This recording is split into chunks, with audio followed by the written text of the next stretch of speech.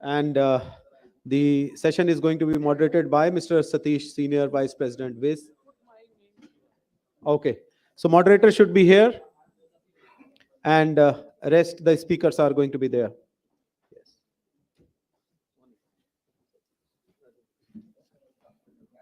Gupta Sabha. Yeah. Please put your name. Yeah. Huh? Yeah. Okay. Okay. Okay. So, a brief instructions again by my colleague Ajay. May I request our chairman Sandeep ji to kindly come on the dais and give and co-chair, of course, Ravinder ji, please come on the dais and give a brief appreciation memento on behalf of PHDCCI to Shri Amritlal Meena ji, Special Secretary Logistics, Department of Commerce and Industry. Post that we will have the deliberation, and then we will of course be giving all the appreciation to all the speakers. Yes, sir. Please come in front, sir. Our chairman, Mr. Sandeep Wadhwa, our co-chair. Yeah. So please give a small memento on behalf of PHDCCI. I would request the dignitaries to kindly stand, and then this is as a token of appreciation. A big round of applause since he has a meeting. So I thought this used to be done after the session, but let us do this before this so that to save the time. So thank you very much. And now I would hand over mic to my colleague Satish ji, Senior Vice President Viz, to moderate this session. Over to you, sir. All yours.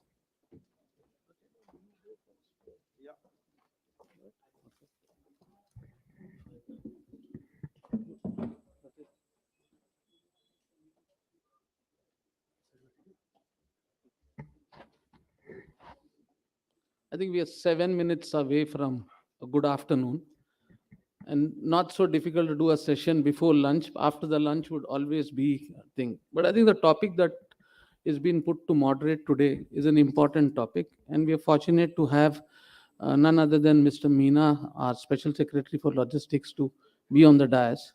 So before we start the session, what I would request Mr. Meena is to probably talk more on the government side of it, so that we have more information up to date. Because I'm happy that after being 31 odd years in the logistics industry, we finally have been thought of as an important part, and we have a special secretary appointed. So Meena ji, we are very happy to have a special secretary for our thing. We've been always been asking for industry status, but I think COVID has got us the industry status finally.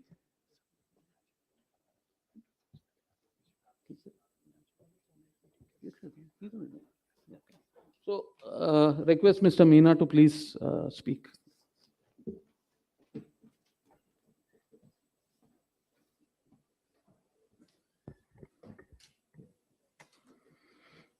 Thank you, Satish ji, and all esteemed panelists, all participants in this International Logistics and Supply Chain Conference. I am grateful to PHDCCI for inviting me and talking to you on PM Gati Shakti. As you all know, PM Gati Shakti, Honorable Prime Minister launched last year, October 13th. The objective of PM Gati Shakti is ultimately to bring in logistic efficiency. And as you all are into the logistic sector, so you know the components of cost. First and foremost is the transportation and fuel. Second is warehousing. Third is the inventory cost. And fourth are the systems and processes, regulatory fee, etc.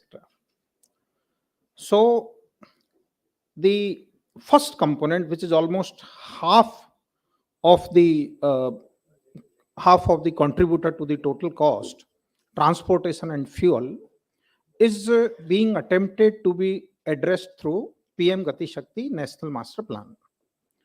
Honorable Prime Minister has given this vision to develop multimodal connectivity infrastructure across the country to bring in efficiency in transportation and to see that there is a shift from one mode to another mode which is more cost effective, maybe from road to rail in case of long distances, from rail to water-based or road to water-based or the coastal shipping. So the infrastructure required for all modes of the transportation have been taken into that plan, and focused intervention is ongoing with certain targets set up for next up to 2024-25. For example, if we talk about the road sector, lot of work is being done. But in 2014, the total length of the national highways in the country was 91,000 kilometers. Through PM Gati Shakti National Master Plan, it is targeted to take it to about 2 lakh kilometer long national highway network, apart of course from the state highway development by the state governments. So today we have already achieved 1.41 lakh kilometer in last 7 years, from 91 to 1.41. And plans and programs and projects are there on the ground to achieve this 2 lakh kilometer in next about 2-3 years, 2025. You must have read the news yesterday, Honorable Minister Road Transport and Highways, the Guinness Book of World Record, wherein 105 kilometer bituminous carpeting has been done in 105 hours, world record. Yesterday it was there. So that is the speed and the capacity on which all the infrastructure departments of the government and also the state governments are working. Similarly, there are targets for railways, there are targets for civil aviation. We had about 17 airport and helipads earlier. It is targeted to be taken up to 220. Already the figure achievement is 141. The telecom network, the OFC, 2014 about 60 gram panchayats were having the OFC connectivity. Now about 1.7 lakh gram panchayats are already connected, and remaining about 80,000, that is total we have 2.6 lakh gram panchayat will be connected by OFC connectivity by next year. In fact, by 2025, all the 6 lakh villages are proposed to be connected through the OFC connectivity. Same applies to the transmission network. Already we have achieved 4.25 lakh circuit kilometer of the transmission network in the country, as against the target of 4.54 circuit kilometer. Similar are the targets for the port and various other modes. So the experience of implementation of the projects over the period of time indicates that the time overrun and cost overrun are the major factors which affect our speed. The reasons of the time and cost overrun invariably is land acquisition, unforeseen delays in the land acquisition, the clearances, primarily the forest, wildlife, and the environment clearances. Then there are utility shifting issues, which takes time, and of course administrative issues. Government of India, different ministries, about 1800 projects are ongoing, which are more than 500 crore in value. We in DPIIT are responsible for monitoring the issues which are hindering the progress of these projects. So we have a portal, a project monitoring group called PMG portal. So in that portal, any proponent ministry can raise the issue which is affecting their progress. The issue automatically goes on to the ministry or the state government responsible for its resolution. And then through monthly meetings, we have a system of coordination. Through that, we resolve the issues.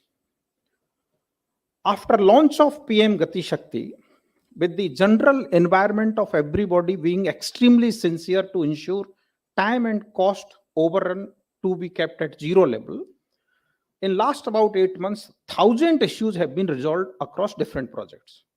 And the speed of implementation of the infrastructure projects is enormously higher with this general environment.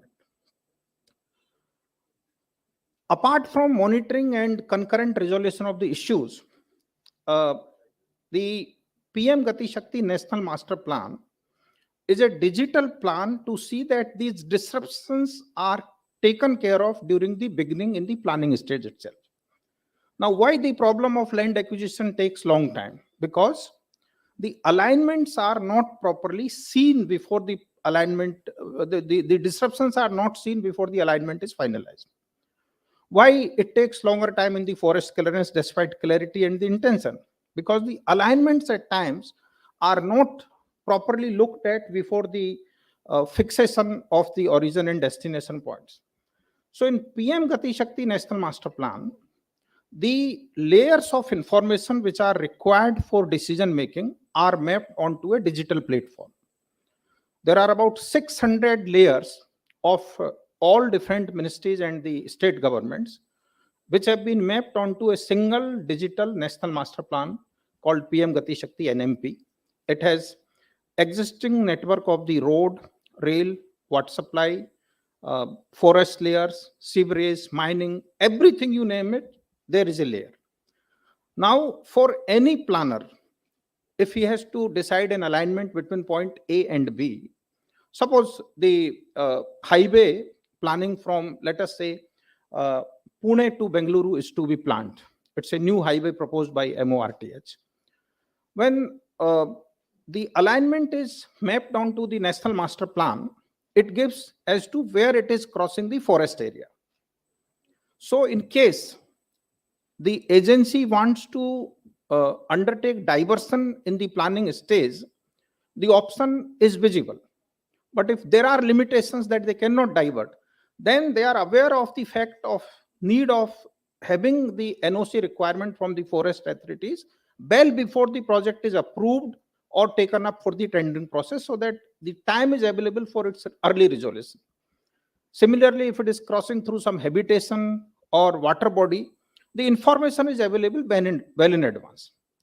So this is how this national master plan is helping a great deal to all the consultants who are involved in the infrastructure planning by way of visualization of all possible data layers, and resultantly the possible disruptions on account of the factors which I just narrated would be less, and hence the ultimate objective of without time and cost overrun would be possible to be achieved. You are aware that in this year's budget, as against last year's provision of 5.5 lakh crore for capex, this year it has gone up to 7.5. Government of India has also provided 1 lakh crore to the state government for capex enhancement with focus on PM Gati Shakti and logistic related infrastructure. So there is massive push on spending with timely completion, spending with quality of construction, spending with a purpose to improve the transportation efficiency is PM Gati Shakti. For example, our ports, 100% potential utilization of port, the congestion, last mile connectivity were the issues. So complete audit has been undertaken by the Ministry of Ports, Shipping and Waterways through the ports administration, and about 80 such projects have been identified, which if are taken on priority, will see that there are no unnecessary congestions at the entry or exit of the port by way of widening of road, by way of taking up of new alignments or railway lines or some other solution. But such projects have been identified, and the Ministry of Road Transport and the railways responsible for the implementation are already working on the feasibility. Same applies to the economic zones. If suppose there is a large congregation of the industries in a particular area, and the movement to port or to the hinterland or to the consumption center takes longer time if there are capacity limitation of the transportation. So such gaps are identified and taken up on priority so that the efficiency of transportation is attended to. Regarding the warehousing, multimodal logistic parks are being developed now by Ministry of Road Transport and Highways. You are aware 35 parks locations have been identified, few have already been tendered. Railways is also developing about 100 cargo terminals along the freight corridor, and wherever freight corridor is not there, along the existing railway lines, at places which has possibility of containerized cargo movement. Exercise is already underway. Now, there is a system of user interaction. So in one of the user interactions in the standing committee on promotion of export shipping about a beak bag, we were informed that the container freight stations which used to take care of the containerized EXIM cargo, now because of the direct port delivery, their significant capacity is lying unutilized, and same applies to the ICDs. So there was a demand from the users that to permit us for the air freight CFS, part of CFS capacity may be utilized for AFS, airport station, or if the capacity is larger, part of it can be utilized by providing custom bounding for the CFS and remaining for the domestic. Now, all these issues have come up, and there are about 300 CFS and ICDs in the country. We are examining very closely with the CBIC and would be taking a decision, considered decision in this direction, so that these facilities which have been created over the period of time are not put to idle. Whatever surplus capacity is available is put to use as the logistic parks for the domestic movement also. Similarly, for containerization enhancement, Concor is already procuring additional containers, and now talks are on to see that we acquire the manufacturing capacity for containers, and more cargo movement through container is promoted. The network of the warehouses is being mapped onto the National Master Plan, and the freight flow systems are also being developed so that the available capacity is visible to the industry for optimum utilization purposes. For efficiency and inventory management, the existing digital systems of 27 ministries, whether it is FOIS or port community system or systems of the Ministry of Civil Aviation, IceGate, DGFT system, all these are being integrated onto unified logistic interface platform through API based integration. Now any user who wants to access data from across these systems would have facility to develop their own ERPs and get data for better tracking and tracing of the cargo. Already many use cases have been developed.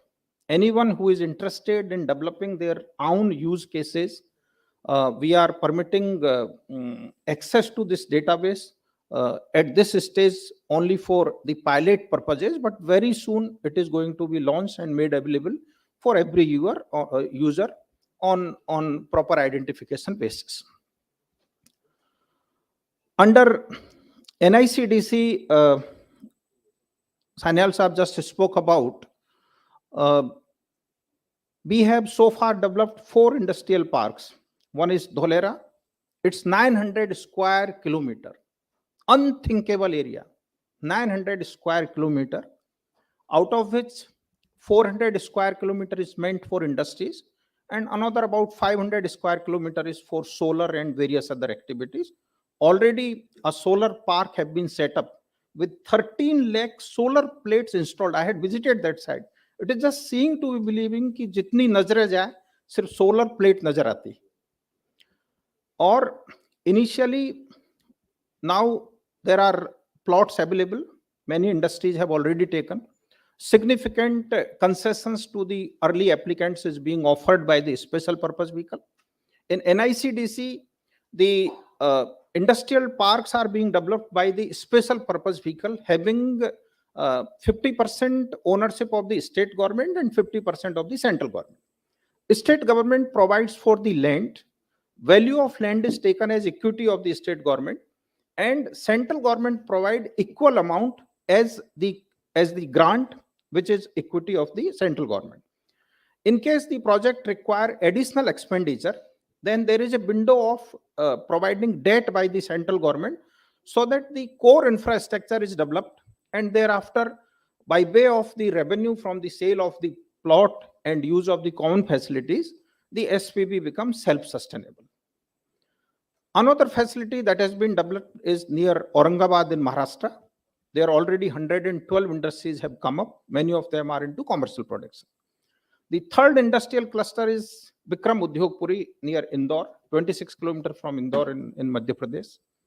In Bikram Udyogpuri, you will not believe, the state government has taken 300 acres of the land from this SPV. And state government is offering that land for medical devices park at the lease rental of, can you guess? What can be the possible lease rental which the state government is offering? 20 रुपए per square meter. 20 रुपए per square meter per year is the lease rental. जिस पर 300 एकड़ जमीन को मध्य प्रदेश सरकार medical devices park के लिए ऑफर कर रही है. कल ही परसों विज्ञापन था अखबार में. Similar such offers are coming from various states. Another facility which has been developed is near Greater Noida. Now the upcoming ones, one is in Krishnapatnam, Andhra Pradesh. About 4,000 acre land is available. The common infrastructure is in the process of development. Tumkuru in Karnataka. Then a park is coming up near Baddi in Himachal Pradesh. Jodhpur Pali area in Rajasthan. South of GT Road in Bihar, Gaya district. Then Prayagraj, Agra, Patiala. Honourable minister का जो क्षेत्र है उसके पास में राजपुरा पटियाला पंजाब में. Then Uttarakhand में Parag Khurpia near in Udham Singh Nagar district. So many such parks and facilities across the country are coming where the infrastructure is truly world class. It's plug and play. You have to just apply for the connection. Otherwise, up to your plot level, you have all facilities, power, water, sewerage, CTP, everything.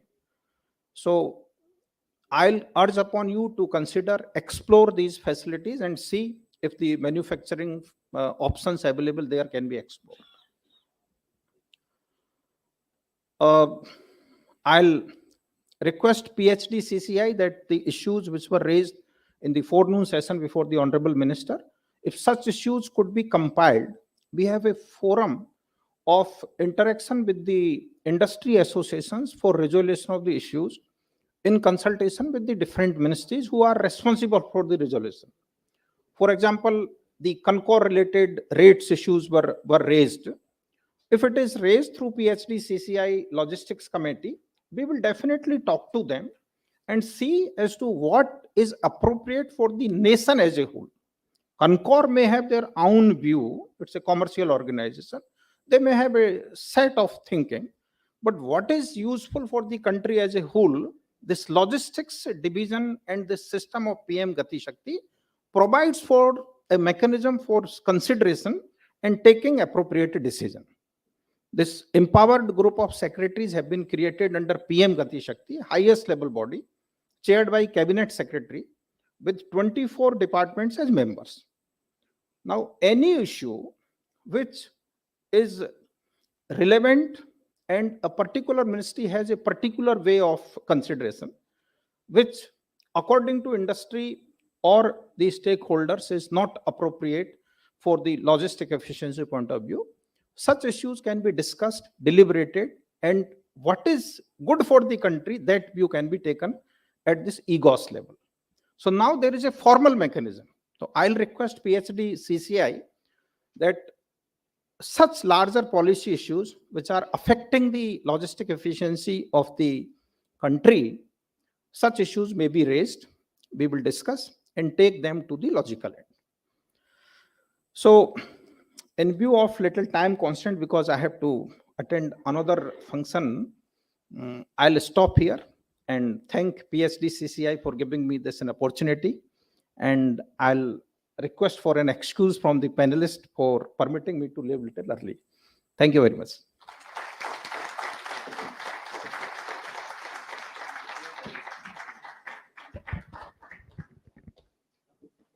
Shri Meena ji, thank you for bringing in light a lot of things which probably the associations also would have not known, and I think it's important for these interactions to happen. PST Chamber of Commerce has requested that if someone has any questions, they should address it to you. So if they can raise their hand, yeah, I see a gentleman there. If you can raise your hand, and the mic can be passed on and tell from which organization. And request also to keep it as a straight question and not so much of time, given that Mr. Meenaji has expressed that he has to rush to another meeting. Over to you. Good afternoon, sir. First of all, that's good information that you have shared, and a lot of congratulations to the government that they are taking a lot of initiatives. I am Gaurav Asnani from Tech Eagle. I have a small question. How do you think cargo logistic drones can play an important role in PM's mission to Gati Shakti? We aspire to have 500 kilometers of range in our drones and can carry about 200 kg. So how do you see these drones, cargo drones, to plug into that big scheme of things? See, use of cargo in the logistics. Already there are experiments, and we just had the drone festival in the country, and government is promoting use of drones extensively. So in case you have any, issues which need consideration by any of the departments, you are free to get in touch with us and let us discuss. And as a policy, it is to be promoted. But if there are issues which are hindering your rollout or capacity enhancement, let us discuss and resolve them.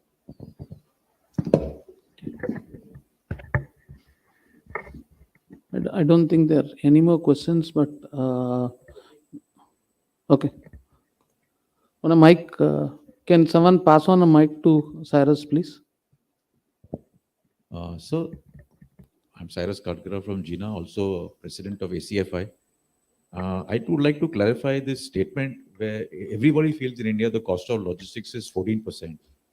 We've done a full exercise, and also it is backed up by NC, the general body, NC. Yeah, and they've also agreed that it is 8%. ACFI members, at least for the air freight, we can validate because many of our members have run through all the database, and we found that in our database, which we are actual users, so we know exactly what the cost of logistics is. So that is coming between 1 and 8%. So we have to send out a good message to the industry rather than sending out this 14% message to everybody. India is competitive. We are not that expensive as it looks. And like I said, on the air freight, we, as ACFI, as the president, I can guarantee you that this is definitely between 1 and 8%, because we've done our homework, and 1 and 8% is the CIF value, not comparing to the GDP structure, which is the actual way of measuring it, because you are concerned about the cost. And if you really take the cost, it should be measured on the value of the goods.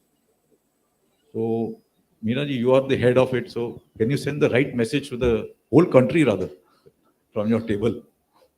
I fully. Sorry? Yeah, Niti Aayog also has done the same.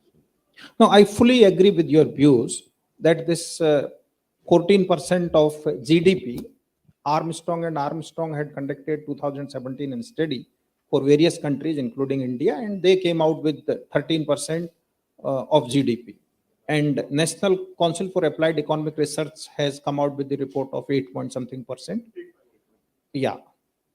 We have felt a need of having, a reliable study and an index on it.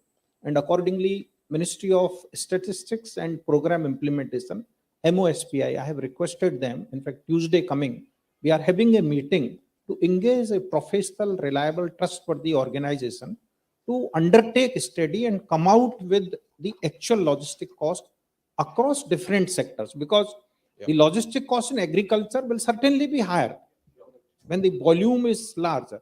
But if the cost of logistic in air cargo sector will definitely be lower. So we are engaging a professional, reliable, trustworthy organization to devise a methodology to undertake the logistic cost study, and also to develop a framework so that on year-to-year or on 2-year basis, it is regularly, calculated and indexed is derived. So very nice, you brought it out. Thank you. Thank you very much.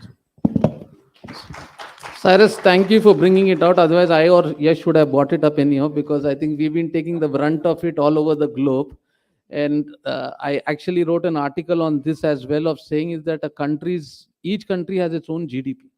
And if you're comparing India to an US or to an Europe, in the first place, that's a mistake. And each state has its own set of parameters. Someone who's having an inland haulage to Himachal Pradesh cannot be compared to someone who's sitting in Chennai, because his logistic cost for import and taking it to his street will be very different.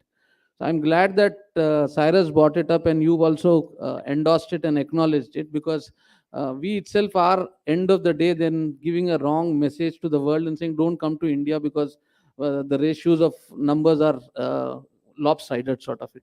So Cyrus, thank you, and Meenaji, thank you so much. I think Mr. Ravinder Sethi has another question. I don't. I'm actually, since this is a great opportunity of having Meenaji here, and thank you for saying that it is going to be taken up again next week. My only request is, sir, if agreeable with you, could the industry be a part of this study also? ACFI over here, or PhD, our logistics committee, if at the very beginning we can be a part of it, so that there is no ambiguity again down the line. Let me first ascertain about the institution on the advice of Ministry of Statistics and Program Implementation, because they are the authorized ministry in the Government of India. And once the institution is firmed up, we will definitely have an advisory forum drawing industry expert, so that your views are duly honored. Thank you, Sethi Saab, for bringing that. And another request that Meenaji we have is the leads report that is circulated. The questionnaire needs to go through a tremendous change, because in the questionnaire itself, when we go and look at it, you are asked to choose the states. Now, if I belong to Andhra, I will take Andhra and give my feedback on that particular state. But if I take some other state, sort of it is going to be different. So I would also request in this, through PhD Chamber of Commerce and ACFI and the rest of them, that the leads report is also not giving a true picture of this country, unfortunately. And I had mentioned this to KPMG and others also, saying that the logistics experts are either on this side or this side on the thing. An IIM MBA graduate who would have not probably even entered an airport designs a questionnaire, then we have an issue on hand, unfortunately. So I think this is the other thing that I would want the government to clearly look into it, because it's important that these messages that we release to the rest of the world are more accurate in terms of data and authenticated by numbers, because they do an exercise and then later it gives a wrong picture of a particular state. Because why I'm saying this is, if there's only one person giving a feedback in that questionnaire, that whole state will look very bad. So the minimum number of people who are giving to the survey also has to be qualified in the whole process. I appreciate your feedback, and leads logistic is across different states. It was started in 2018. The second report came in 2019, and the third report came last year, 2021. The survey field study data collection for the fourth version is ongoing in the field.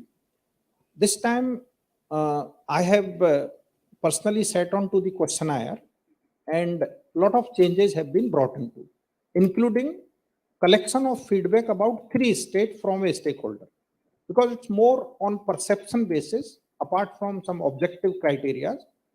So an individual who is being interviewed is being asked to give feedback about 3 states with whom he or she during his business interacts or is aware of. So that specific to your question, that change has been brought into. But definitely, if there are further improvement required in the next version, we can look at that. And now, the Logistic Performance Index, LPI, which is measure of logistic efficiency, which World Bank used to come out. We are aiming to be at, ranking at about 25. Now we are 44. So all 6 factors which influence the LPI performance, we are working on them. Today, we don't have that time. Otherwise, I would have explained as to what are the 6 factors which contribute towards the LPI of a country, and how we are working on all these 6 factors to see that our LPI ranking improves significantly. And leads is an expansion of LPI, so that when every state improves, the country as a whole improves.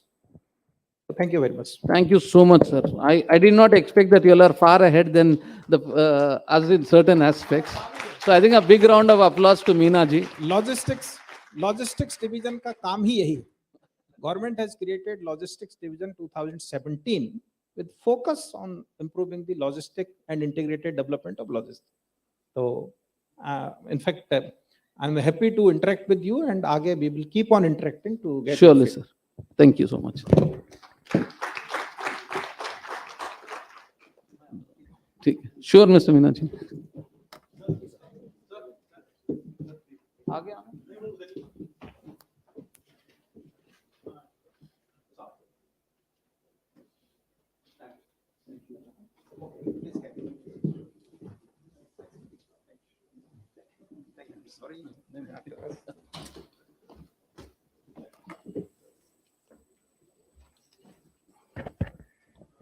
Okay, I think half the questions of the session have already been answered.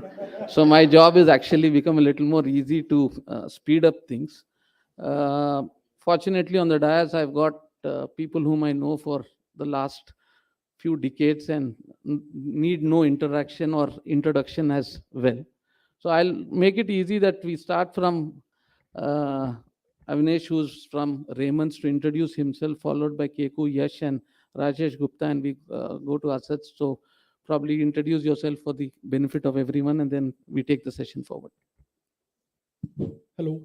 Yeah, good afternoon, everybody. I'm Avnish from Raymond, and I head the logistics and the warehousing for the textile division. So, I mean, keeping time, looking at the shortage of time and the very interesting topic of cost reduction, probably we can go on whole day talking about it, how we can go about reducing cost and what contributes to the increased cost of logistics. But yes, few takeaways from what we have heard from the Honorable Minister and from the Secretary C. It was like how we can look at reducing the transit time. Everything is coming down to that, how we can reduce the transit time of goods. So I would say probably we have about 31,300 pin codes across the country, and probably about 50 to 60% are covered within 5 days. So even if we can bring the transit time down by 1 day, well, we had done a study which I can share sometime later on a personal level, wherein even a day's reduction in transit time brings in a lot of saving and efficiency within the system. Also, there are many other ways we can look, wherein you not look at is in a silo logistics cost itself, but you can look at other factors which contribute to the cost. So you can look at how you can consolidate the orders at the warehousing level. So by consolidation brings in efficiency, and efficiency definitely moves on to the transportation side of it. And that reduces the overall cost within the system. And third, I would say, is the tech part. Like Honorable Minister already said, we have a lot of tech companies which are being registered. So a lot of them are in the logistics platform as well. So I think every second, third day, fourth day, I keep getting some messages, some emails from tech companies that what they have to offer.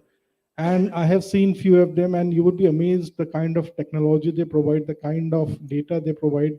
And with that data in your hand, you can do magic. And with magic in terms of cost, in terms of customer satisfaction, and in terms of bringing in overall efficiencies into the system. So we have been using technology. I can discuss offhand with you how we have gone about it and what kind of efficiency it has brought in, both in levels of satisfying our customers, or reducing our cost, and bringing in efficiency. So I won't take much time. Thanks, Avnish. Keku, probably you're the right person who's seen both sides of the world, on the government side and on the private side. So you and I have been sharing diets, so I know it's not new for us on this discussion. Over to you. Thank you, Satish. You get to ask questions this time, so it's nice. Good afternoon, everybody. My name is Keku Gazdar. I head the company called Avia Pro Logistics. We represent Vistara Cargo in India. I just want to touch upon one additional point on this good topic that we have today on the cost. If you break down the logistics cost, one of the components that you get will be the inventory carrying cost, which is a major component of this whole cost. And that somehow gets pushed in the background, and other costs seem to be taking a front role in this. This cost is relative more to the manufacturing industries, particularly where the inventory carrying cost needs to be looked into. That's one part. And the other part is, let's remember that cost does not have to simply mean that you're reducing the cost of a product or a service. It means to a great extent whether you treat that as an investment for future growth or you're looking at simply to shave that cost of your product. Now, three things come to my mind. Okay, we do a lot of process reengineering, we get into a lot of digitization, and we get into a lot of manpower supplementation, right? As we probably have time, Satish, we can go through this later, but I just want to leave this as food for thought at the moment. Thank you. No, brilliant. I think Yash is the right person next because the last point to touch was on manpower, and he does something in terms of that as well, apart from a lot of other things that he does. So I think only Yash can be the better person to probably throw some light in. So thank you, Satish. This is Yashpal Sharma. I am Group Managing Director for Skyways. And I'm actually very delighted with whatever I've heard today, right from the Special Secretary talking and thread-bearing, what the four elements of the cost of logistics are. And Satish, I cannot agree with you more that, we need to reflect this to the whole world, where we are sending in these wrong signals that, we are such high logistics cost country. Don't come to us. I think we are, as Indians, we are very tough negotiators. I mean, if I go abroad and I buy something and I don't negotiate, people really ask me, are you an Indian? So I'm very confident that the logistics spends in India are very thoroughly negotiated by every stakeholders who's involved. And being part of the industry for 27 years now, I think every element, whether it is freight, it is fuel, it is, leaving the fuel out, but if it's freight, it's warehousing, any kind of a cost, we are comparable or lower to any other country in the world. So I think that as a context needs to be very, very correctly put. And I also agree with Keku here about, about re-engineering certain processes, which will help to further optimize costs, not cost reductions, but further optimize cost and also bring in more business benefits to customers. That, we all know, you've handled Zara in the past as well. So, what did they do? They did not work on reducing their costs. They probably went into air freight like nobody else in an industry which was always focusing on reduction of cost, finding the cheapest way, even if it was the most slowest. They went in and they created air freight as their choice of transportation for their goods, whether it was raw material or whether it was finished goods or even further distribution to various stores across the world.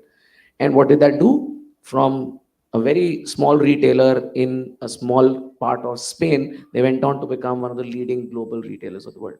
So, so on the logistics side, skilling, of course, skilling is very, very, very essential part of our logistics and will definitely help to further optimize and improve efficiency in logistics. I think our industry started to do this now. It's late, but it's never late than never. So I think skilling will certainly help us big time in ensuring that we are able to further add value to the customers. Thanks, Yash. I'll now go to the real users, and Rajesh ji, maybe you are in a difficult vertical when compared to someone like Raymond's, and I'll come back to why Raymond's I said about it. Is that the tire industry is not an easy industry for multiple reasons, and I've done that because the import itself is currently a challenge, and the demand in the country is high. So probably you can throw much more light in terms of your organization and on the cost aspect of it. Thank you. If you see the kind of challenge the supply chain professionals have faced the last 3 to 4 years, is absolutely phenomenal. I think that the entire focus across the world now is on supply chain. And if you watch or if you see or listen to the speech of Prime Ministers of India, I think probably first time it has happened that Prime Minister is talking about the supply chain. So this pandemic actually, and talking about the tire industry, I am Rajesh Gupta from JK Tire, and we handle tires, individual tire weighing from 2.5 kg to 3400 kg. So you can imagine the size and the kind of, you can say, complications, multiple plants across the world and multiple SKUs, and customer is always demanding, because tire, if you see end use, is only he'll change the tire when there is puncture or tire is very bad. And this always happens at the last priority. So he keeps on postponing customer purchasing tire, and when it is emergency, then he says that I want now. So it becomes like firefighting. So coming to this logistics cost, what we are talking about, I believe that cost reduction is not the proper word. It has to be cost optimization. Nowadays, particularly after Corona, customers are ready to pay higher prices if they get the better services. Whatever they need, many times, even if it is say 1 rupee higher cost, he will say, if I'm getting the right product at right time, I don't mind paying something extra. So in entire, if we talk about the JK Tire, last 3 to 4 years, particularly pre-pandemic and now also, we have seen that demand fluctuation from zero when there was lockdown in the across country. From 0%, it became almost 400% in a very short time. So you can see both the limits and how to manage, and a lot of actions have been taken on digitization. And then I'm very happy that entire India, the government is doing so much of work. So this is also helping all of us. The transportation being the biggest cost for any supply chain professional, usually focus is that how to improve the services, the processes, the digitization, how to look at each and every component, the whole organization. Reorganizations are happening. This is also helping how to reduce cost, and particularly in tire, if you see tire industry, the profit margin is very, very low. So naturally, there always pressure how to contain the various costs. So a lot of actions are being taken, and I'm happy that today the people sitting here actually are really contributing and trying to find out solutions to whatever problems we have, and the way the future is there, as stated by the minister and the additional secretary, it looks very, very bright. Thank you. Thank you, Mr. Rajesh. I think we'd had this debate with logistics etc. What should be the topic? They had a completely, someone would say logistics is cost cutting sort of it. I think the better word you used was optimization. And then if you ask someone like a freight forwarders who are sitting here, they would say, "Aur kitna kaatoge, bacha kuch nahi hai." Sort of it. This is a reality, because if you go to Mr. Ramakrishna who's sitting here and he says, if my agency fee is 300 rupees, what will I get out of it? And you say, try it. So I think that is where, you guys have to really tell us on this aspect in the later questions on how do we collaborate to really look at and address this issue. So I think I'll over to Asad, who's been patiently waiting for the last few minutes. Yeah, so good afternoon, friends. So I'm Sheikh Asad Parvez. I head warehousing, logistics, and exim for V-Guard Industries. So I will ask you one question to all of us. So we as logistics managers, whenever the company P&L shows red, they only come and ask us, yeah, logistics cost to come karo. Because our cost is the only cost which appears in the P&L, and it glaringly shows that logistics cost was this much, and the top management full focus. So in those times, you will find people who are not even involved anyway in logistics, but he will come and give you gyan. Arey yaar, tum aisa kar lo, wo waisa kar lo, vendor change kar lo. So this is what we have always been facing, correct? And the other question is, see, on other side, we heard all the earlier speakers and everybody here in the industry from the ministries that government is doing too much things to ensure that right cost is arrived, or like somebody debated 14% is not the exact cost, actually it should be 8%. So whatever, the only focus is how we reduce this cost. And in a scenario where you see our fuel prices is going up, so we are talking about modern warehouses, logistics park. Believe you me, these logistics parks are not very cheap. The warehousing cost has really gone up. So when I started my career, I was paying 3 rupees to 5 rupees for a square feet. Now I am paying 25 rupees to 30 rupees for a square feet as warehouse rental. So under such a scenario where overall cost is going up, how do you expect us to bring down the cost overall, like to from 14 to 8, or maybe from 8 to 6? Always we have that debate. We have to bring it down. So there, what, like Mr.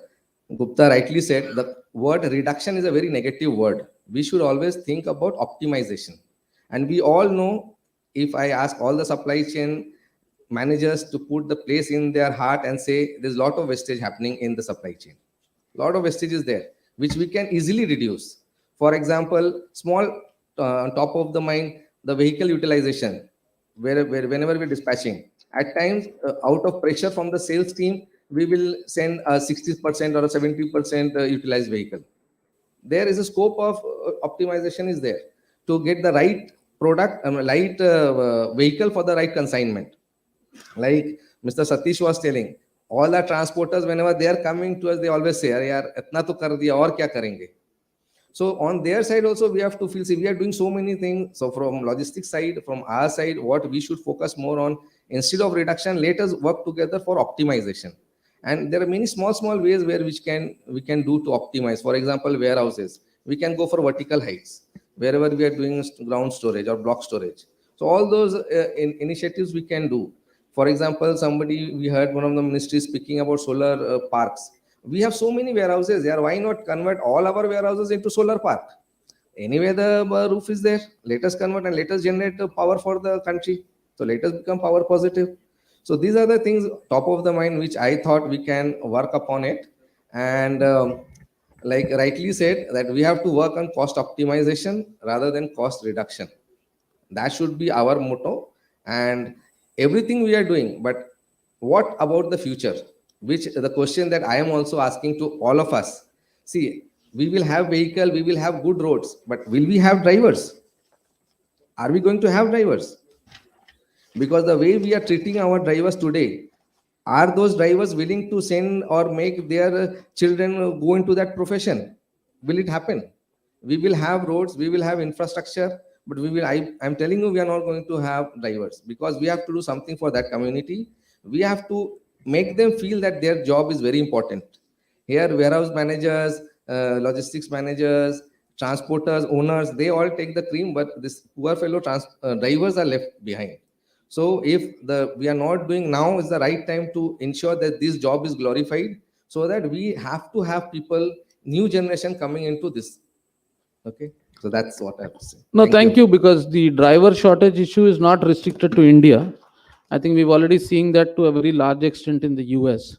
But just to bring it to the audience's view also, is that in India we've never treated our own car drivers or truck drivers with great amount of respect. So the first fundamental that all of us should do is to get our drivers respected in the second thing. I lived in South Africa for 5 years, and the drivers used to sit and eat with us in the same restaurant where the MD and rest of them, they would be on the same bar where, because the salary level that they were paid were really tremendously in level with someone who's in any other part of it. But they were also educated enough to do multitasking. What I mean is, he would operate a forklift. Also, he would do multitasking. Here, you would give an assistant to a driver, then suddenly you say, "Main thak gaya," put him on the thing, and the fellow would bang. I think we've got these type of issues currently that are there in the country. So quickly, since we're running against time, let me come back to my good friend from Raymond's, because the other day I went to buy a Raymond suit, and I thought it's easy to buy a Raymond suit. And after selecting it, I asked him, "What does your meter cost?" And he told me it's 11,000 rupees for a meter of the cloth that I selected. And then he said 11,900 for the stitching. And total came to around 75,000 after he bought a shirt and a tie and the handcuffs. And I said, "Do you need an optimization now, really? If I can put it in a Mercedes Benz and carry it and deliver it to you." Agnes, someone who's carrying fruits and juice. So reason only I'm saying is, it's Keku prompted and said we should talk about use cases, because each industry has its own uniqueness in terms of the time to the essence sort of it. Where does your management see this as an important table? Because I don't think you will be reflecting in the supply chain in the cost as a major cost in someone like Raymond's. Maybe over to you to give a little more insight on where is the challenge. I mean, like we said, we had to look at the entire chain, not just the logistics part of it. And obviously, I mean, like esteemed panelists have been saying, like optimization is the key word. So order management and warehouse management was the one key part which we looked at it. Okay. And that is wherein the efficiencies came in, and those efficiencies trickled down to the logistics as well. And also one of the important parts, since we are here, so is to know actually what your customer wants.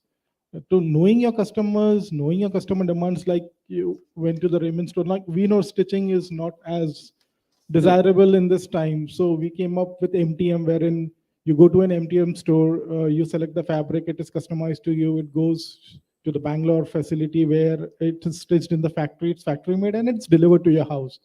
So again, order management was the key. How do you have an order? So next time, whenever you visit, you just give in your phone number and we have all the data. So you just select the fabric and everything comes to your home. So it is basically how you treat your customers and then getting the cost of it. Because now people are willing to pay for services. If you are getting a good service, people will pay for it. So yes, so in fact, what we did was not look at logistics in a silo.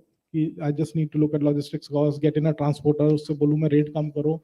That was not the key. Look at the entire process into it and bring in new systems and efficiencies. So we work on SAP WM and we have a TMS platform as well. So integrating both these platforms and integrating with the logistic service providers. Now, all these things bring in tremendous amount of data. They bring in a lot of efficiencies into the system and they bring in a lot of value to the organization. So like I would conclude, like maybe look at everything in a larger perspective with integration, like the Gati Shakti program itself, like with different ministries are collaborating together. Like within an organization, there are many departments, and sometimes it happens you don't talk to another department. So if we are integrated within the organization as well, then that really brings a lot of scope for improvements, efficiencies, and cost will follow.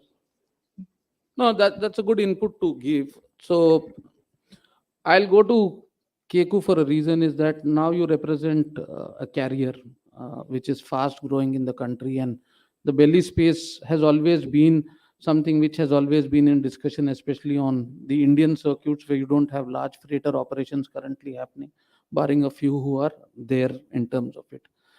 Is there a way that some of our cargoes, which some of the speakers spoke in the earlier sessions of road to water, and of 64% going through the road mode and the rest of them, can the Indian aircrafts be used betterly? Because you've been on the airport side as well in terms of how you transport, because Avnish mentioned that customer can really pay more or he looks at a better transit time. So maybe you would want to talk on that subject. Keku. Thanks, Satish. So let's hop on 2 points, both very critical in today's context. One is fuel, and one is process reengineering that I'm very, very passionate about. Under process reengineering, let me drop down to a simple thing like documentation. All right. I don't know how many of you know the amount of paper that we use in this industry is phenomenal. And we have absolutely no use of that paper in a larger sense. No use. All right. If today as an air travel, you can use your entire journey using your mobile phone, I have no idea why we still need paper to come to the airport and clear cargo or even book cargo. That's one point that I want to make. Two, of course, on the issue of fuel, which is a major component of our business. There was a discussion earlier this morning about fuel coming under the purview of GST. There are some issues that this still needs to be cleared within the Council of the Finance Ministers. However, as an airline, fuel almost constitutes 46 to 40%. And with the current situation we have in the world today, it probably must be over 50% as the cost of the transport. Now, using process reengineering, using digitization, using any activity that can bring down the cost will help the industry overall move, and it will optimize the carrying capacity of our aircrafts. That's one. Two, please remember the moment the aircraft door closes, I can talk only for airlines, and that's my forte. The moment the airline doors close, that place has perished. All right, it's gone forever. So I often say this, the biggest perishable commodity in our industry is empty space on an aircraft. Even perishable can rebook on the next flight, but if your cargo space is perished, it's gone forever. Optimizing that capacity is very, very critical in our industry. Three, true to the fact that we do not have freighters in this country, but look at the number of aircrafts that are coming into the market as a whole from different airlines. As a total, you're going to get close to 1,000 aircrafts in the next probably 3 to 4 years. And that's going to have a significant amount of belly capacity being introduced in the market. For the commodities that we move within the country today, that is purely sufficient. Where the challenge will come will be more to do with the import and export from and to this country. A lot of our capital equipment, a lot of our capex today still travels on freighters because they are large machinery items, right? And yes, there are concerted efforts to bring in freighters into this country. Probably sooner rather than later, this will take precedence. But at the moment, my view in short would be, please optimize the capacity that is currently available within the industry and see how best this can be monetized. No, Thank you. brilliant.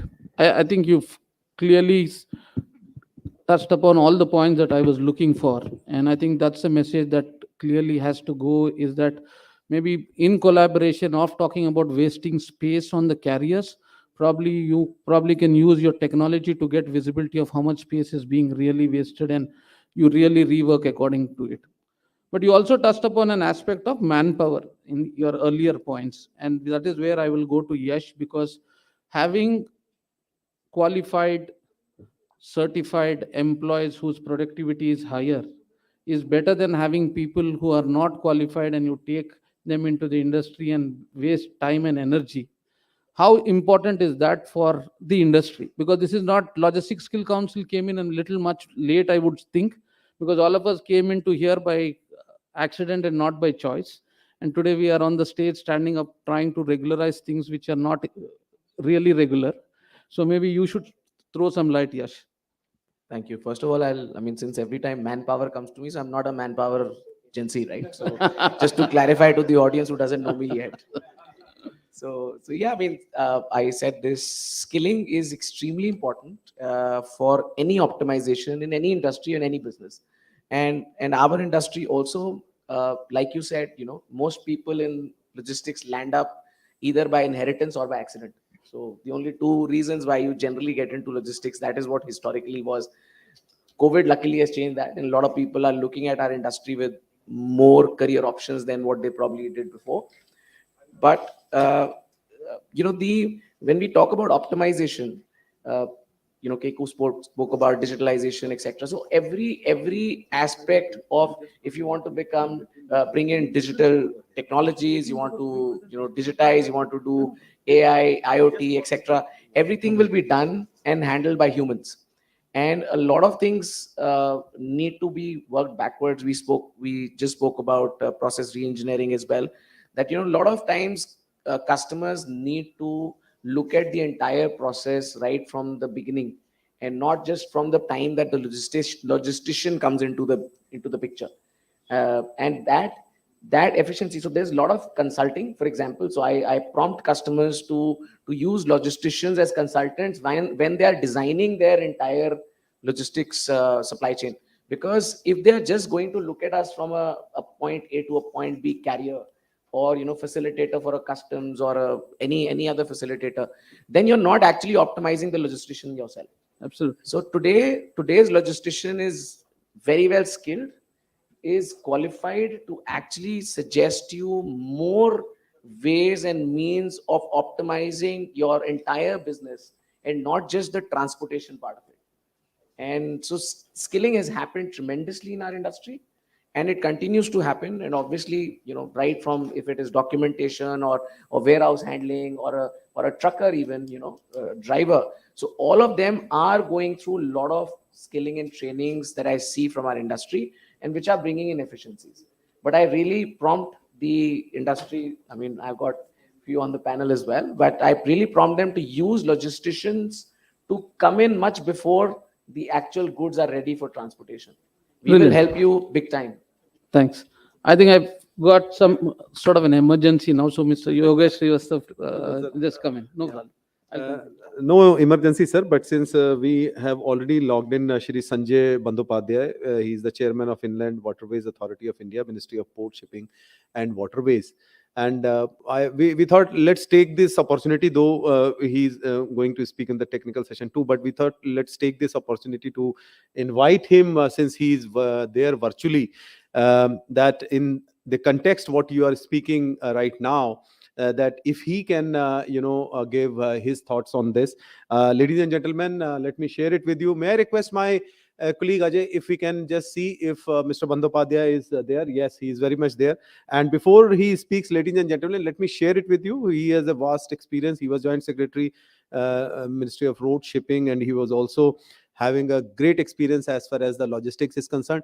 Let me, request Mr. Ravinder Sethi ji. Sethi sahab, if you can kindly come and then set the context so that post your brief points, Mr. Sanjay Bandyopadhyay can be able to then speak, since he has a different meeting after a few minutes. So we thought, let us invite, in this session itself. Over to Mr. Sethi. Thank you very much, Shri Bandyopadhyay ji. Welcome to our session over here. Thank you for taking the time out. Before we come to you, I just want to make the very relevant point about what all of you have said about cost reduction. One aspect which we are not ignoring, but we're not giving that much importance to, is inland waterway.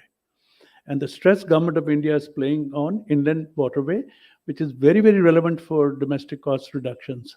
So this would now be taken in that context, which would be one of the subjects which would be discussed in this next session. And if we could now very quickly also, once again, thanking all of you, esteemed speakers, if we could get the next panelist to come on the dais, please. Post this? Okay, fine. So a warm welcome, sir. Thank you so much for being with us. And the floor is all yours, sir. Thank you, all of you. Since I was invited at 12:30, sorry for interrupting in this session, because I had planned other meetings. So everybody knows about inland waterway, and you also know that all developed countries where the waterways are used, service cost is the lowest. And if you start with the Germany, which has 8% logistic cost, we are between 14 and 15%.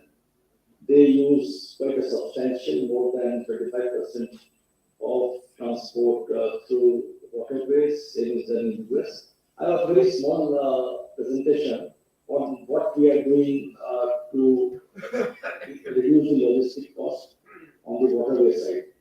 That's it. I'm sharing the question with you.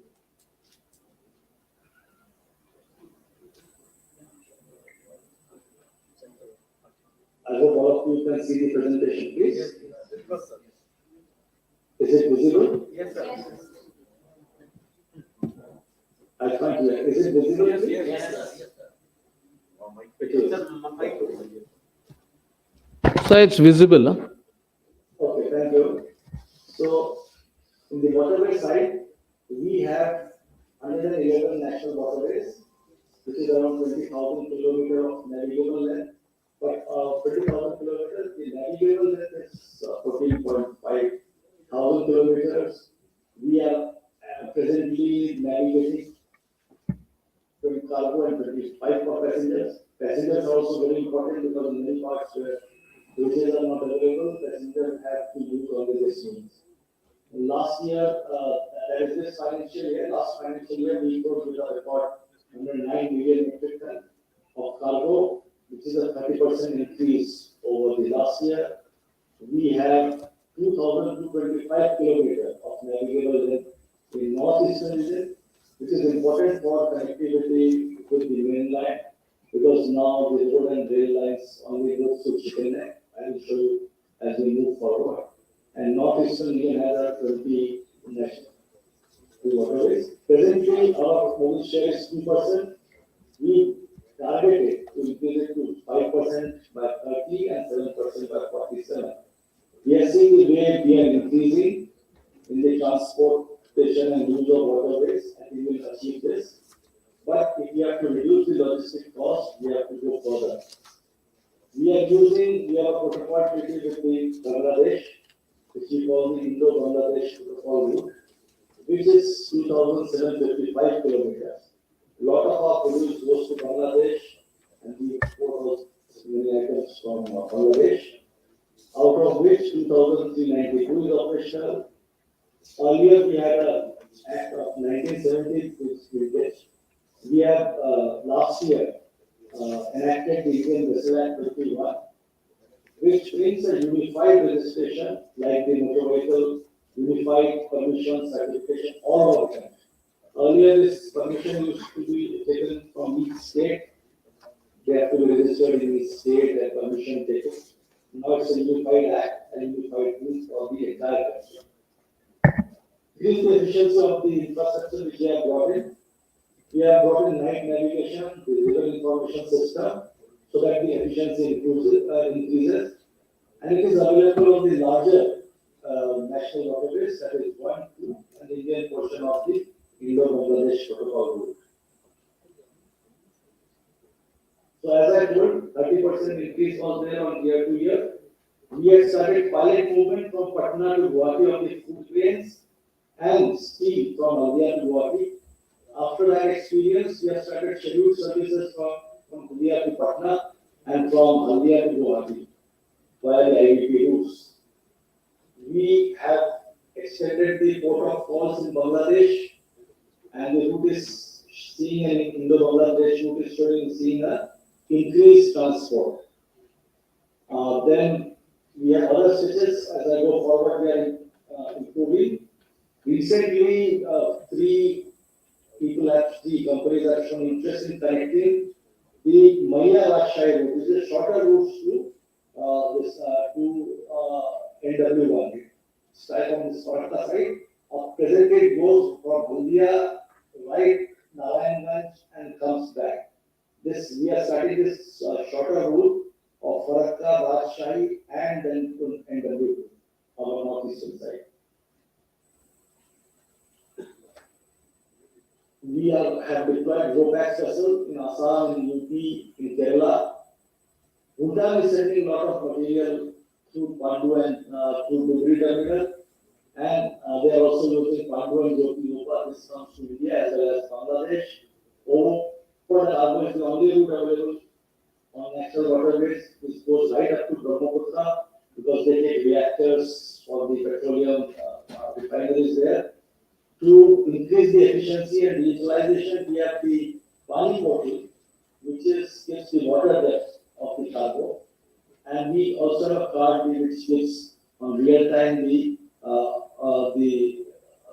capacity of our terminals, the various cargo which has gone, which is lying there, and for training, etc., we have a institute called NIN, National Inland Navigation Institute at Patna, and we are developing a skill center at Guwahati. So now coming to give connectivity to Kolkata and beyond via the Ganga Hooghly River system, we have constructed a multimodal terminal at MFT, which is available for use. There is one intermodal terminal coming near Patna, Kalighat. It is basically Patna, just 10-12 kilometers from Patna on the other bank. There is a multimodal terminal at Sahibganj, which is operational. There is a lock at Farakka, which is under construction, but there is an old lock which is being used. And then there is a multimodal terminal at Haldia, which has already come in. To which we have a concessionaire. For this, we are not only developing the whole stretch for longitudinal transport movement, a lot of population stays along the Ganga. There will be several tens of crores of people staying there. And for them, we are developing cross-river transport. 5 additional RoRo terminals are being constructed, where there are distance between the bridges is high. 62 jetties for their use is being constructed, and we are increasing the depth in the waterway which is available for using higher tonnage of vessels. And one of the studies done by Hamburg Port has shown that by 44-45, the cargo may move up to 65 billion tons. On the fair way, because this is the most important thing, right? Starting from India up to Triveni, water is available. It's a tidal water, and from Triveni, the tenders are on. Presently, the depth is available up to 3 meters, up to 2.5 meters. We are increasing up to 3 meters. Then from there onwards, we are increasing the depth.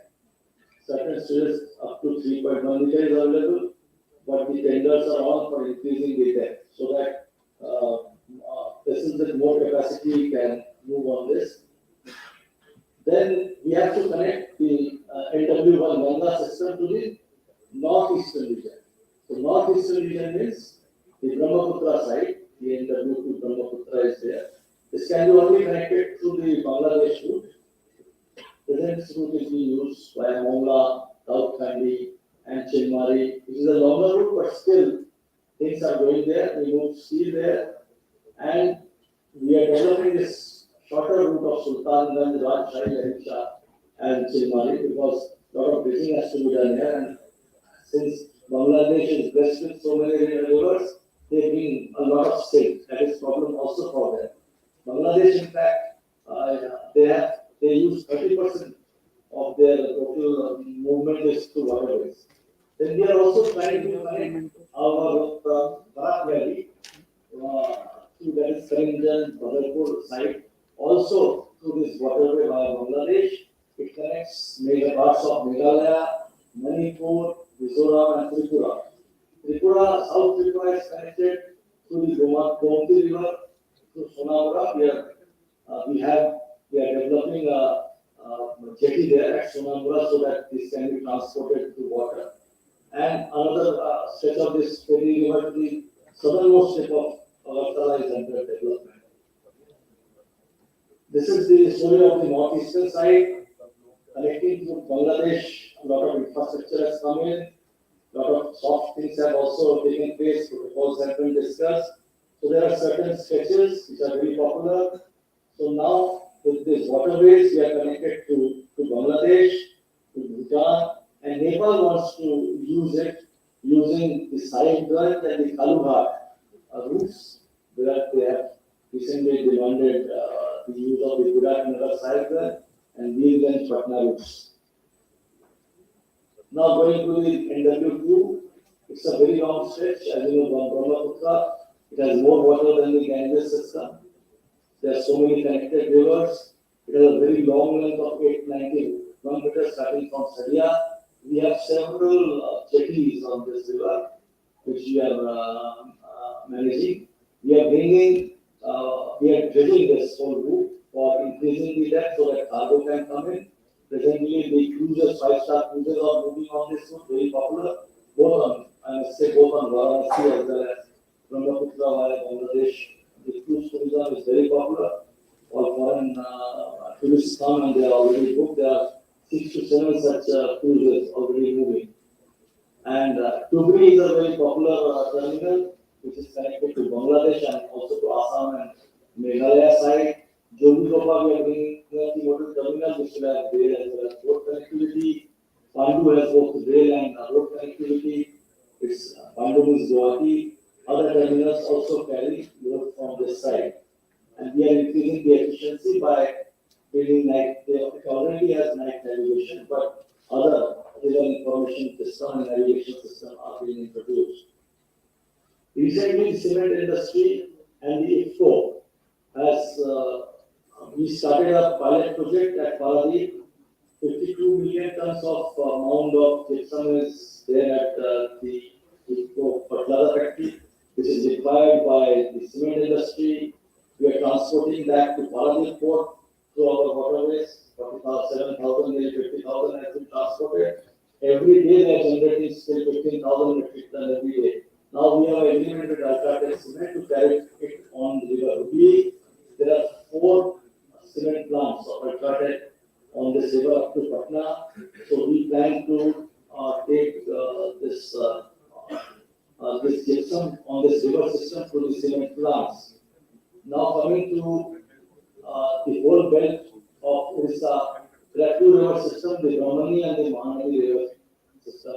So it has several industries. In industries. This is the industries in form of the whole belt is there at Talcher. Then in the around this Sankapal, there is this industrial belt where there are steel plants, the aluminum factories, and many other factories. So they require their raw material, coking coal, coke, etc., which presently goes through roads and rail. But the road there are 50, at times there are 50 kilometers long trucks and lines standing there for the port. Dhamra is connected by train, but it has also issues in availability of road. So we are developing this waterway system to give them an alternate route. We are bringing an UI to the DPP board to develop this system because it's viable.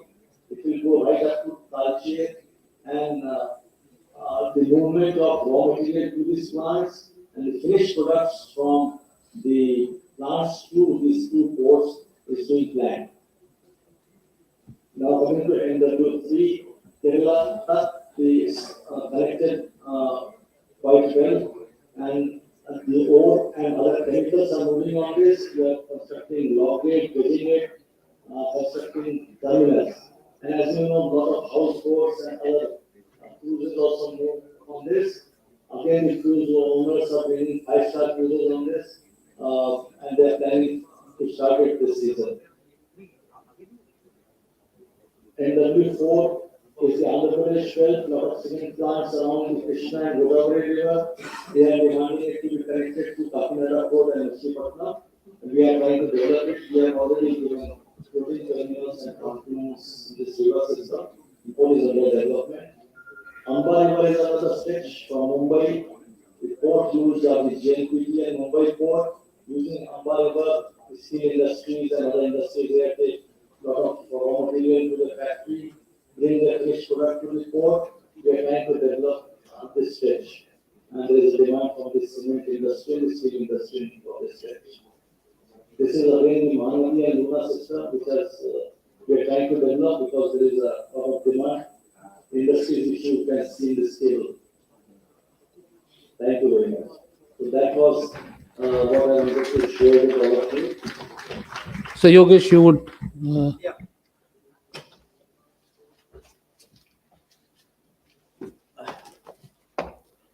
Thank you, sir. Thank you very much for your wonderful remarks. And ladies and gentlemen, we have just made this change since Mr. Bandyopadhyay has meetings not only in his office but outside office also. So thank you very much, sir, for your wonderful remarks as far as your appreciation of plaque that is concerned from PhD CCI. I would request Mr. Sandeep Wadhwa and Mr. Ravindra Sethi, sir, we will personally go to the office of Mr. Bandyopadhyay and then we will personally hand over to him for his time which he has extended and the knowledge and the information which he has shared with us for the benefit of all of us. Ladies and gentlemen, a big round of applause for Shri Bandyopadhyay ji, is the chairman of Inland Waterways Authority. And thanks, sir. We will, on behalf of PhD CCI and on my personal behalf, we thank you once again, and we will come with the specific industry wish list and hand over to you. Thank you very much, sir.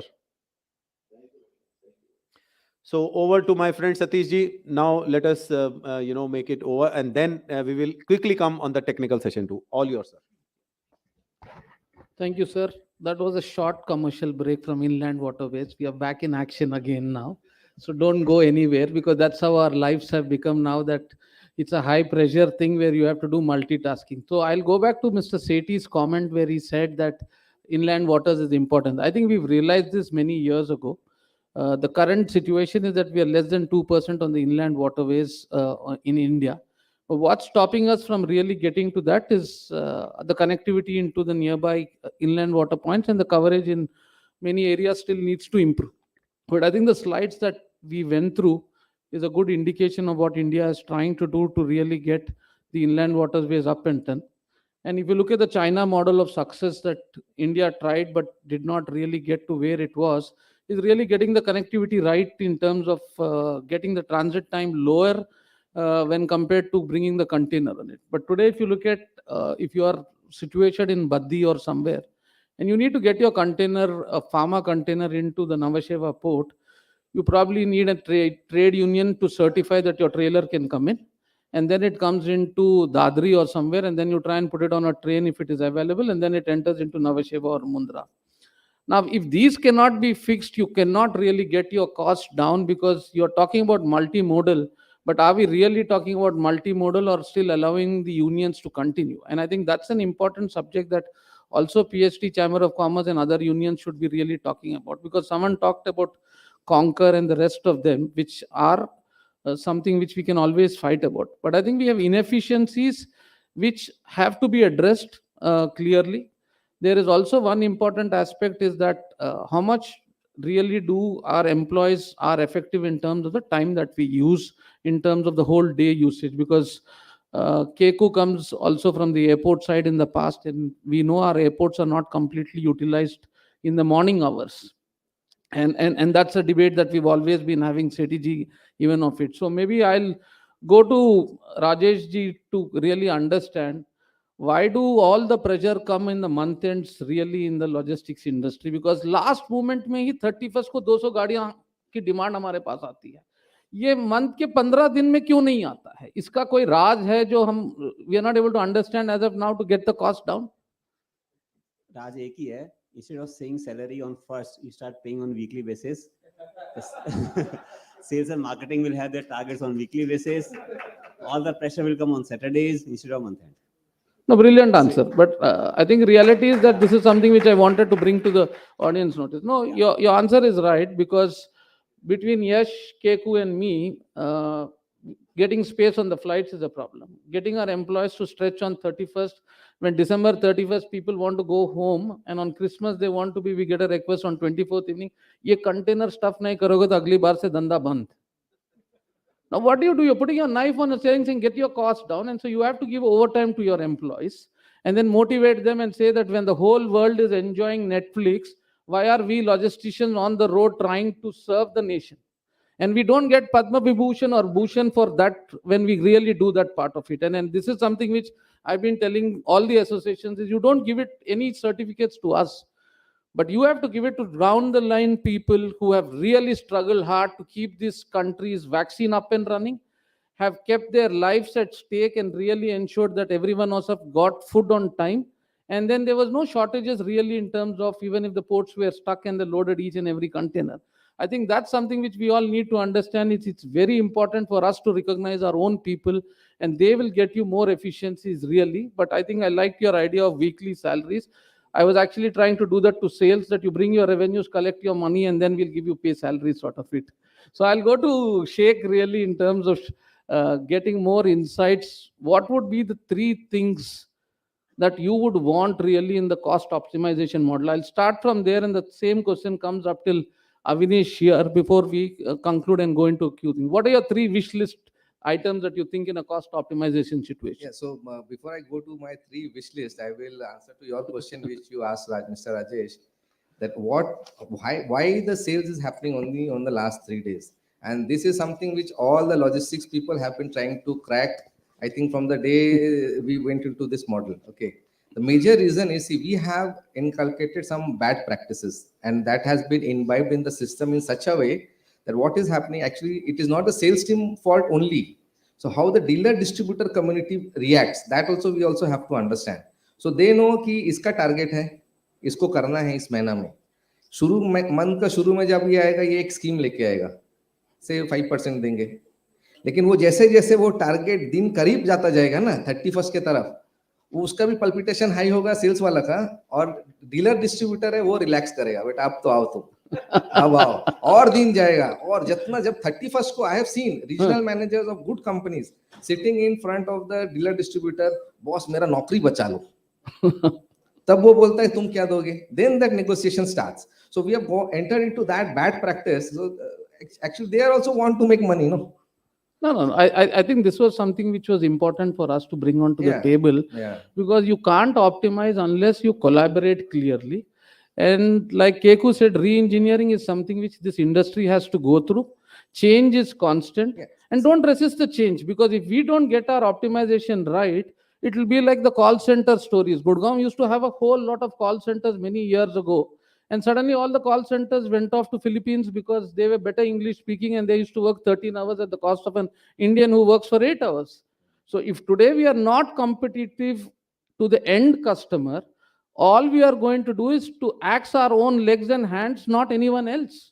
And I think that's the realization is please keep the end customer in mind, because the end customer ultimately is still the king, and he will drive the business out of any other country sort of it. So I think you brought out a very, very important point. Now let's go to your wish list and I so- come that side. See, cost reduction or cost optimization that I have said. So my wish list would be to have, we go into, like you said, our supply chain guys or the warehouse in charges, they are facing all the brunt. Like in V-Guard Industries, we don't have a CFA or a 3PL. So we manage entire 1.5 million square feet ourselves. So it is like I am running a 3PL company for my organization. And there I am managing the people, all are on roll, so I have to manage them. So like you said, no, one thing is that we have to have an incentive system in place, like we have for the sales team. That is one which we have to also give to the warehouse, extend to the logistics team. Because you bring sale on paper, but actual sale happens when the material moves. That is the when we are actually having the sales. So that is one thing which we can do. Secondly, which I wish is like we all are supply chain managers and we are all have a target of reducing cost in terms of logistics cost. So what we can collaborate with each other. For example, you are another supply chain guy, manager of some other organization. I am of some another organization. So like these 4 or 5 people, we can sit together and we can map our footprint all together. And then we see where we can make some synergy. So that in some location, you will be having inward and I will be having outward from there. So if we have that pool and then we go with our vendors and we give them a bigger picture and bigger volume, then they will also have stability in terms of they know that their inward movement as well as outward movement both are secured. So they will also try to bring reduction in cost. So they will give that, pass on that benefit to me. That is one we can think about going ahead. And other thing is, like I said, we have to, all of us have to think together and we have to promote that very good Japanese culture that is there, which is Kaizen culture. We have to really be after it and ensure that our warehouse guys are not just doing loading and unloading, but they also have a thinking brain. And they are constantly working towards that on how to read, because I can go and tell them 100 GANs, which will be bookish. But the guy actually who's working in the down warehouse level or at the vehicle placement level, they have more ideas. And they can give you more ideas how to eliminate wastage. So our target should be how to eliminate wastage, and this wastage elimination should come from the grassroots level and not from the top-down level. So this. Thank you. Brilliant. I've made note of it. To Rajesh. Yeah. See, one point I want to add, what I said was not complete. The complete story is that in our company, we have started closing on Saturdays. So same thing, that instead of monthly closing, can be a Saturday. So we started Saturday closing, and we are finding that the month-end pressure and the pressure on our service providers has gone down drastically. In fact, yesterday I was discussing with my sales team. He was saying that now we have to think how to stop the sale. See, we normally talk about the increasing the sale. He said that we will achieve that target by 29th. So now we are thinking what to do on 30th. So maybe that how to stop or put a break. So the situation is that if you improve the processes or system or the mindset, anything is possible. No, brilliant. Nice. Yes, your 3 wish list. So 3 wish list, starting from the customer. We're talking about digitalization. We're talking about data transfers. The one thing that I would like is the customer to put in place is putting their invoice, packing list, etc., the documents in a data form. Digital transfer should be possible so that any elimination of errors down the line are possible. So that's from the customer side. On the government side, we keep talking about multimodal. There are very small things, I feel, low-hanging fruits that the government can put in place, in which way you could do an air to an ocean, to a road, to a rail transfers. So very, very small. And I feel the customers will gain hugely if those things are put in place. That's largely from the regulatory side. And third, you've already said, so unionize, end of unions. I think that's for the road. So if we want to bring in efficiency, we need to get away with all this Gunda Raj from the yesteryears. We need to get them off. Great. 3.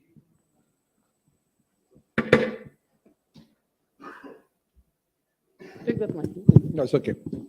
3 wish lists very quickly. Go digital, go green, and go blockchain. Brilliant. Blockchain more important. Green, we have somewhere in the course of the last couple of years decided to ignore this. Please keep this on your agenda. It's very important that we do this. Blockchain, very important part of our digitization drive. Data should be entered only once. Just to conclude, Satish, I think as an industry, from a logistics perspective, we need to move from what we as an organization can offer to what the customer wants. Thank you. Thanks. I think most of them are covered, but I would say we should see warehousing and logistics like we are the salt in an organization.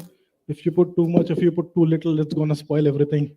So one of the main wishes is you're going to reduce the transit times wherever possible, go multimodal, like inland waterways, if that provides us with any more further connectivity or better transit times. So I would like to do that.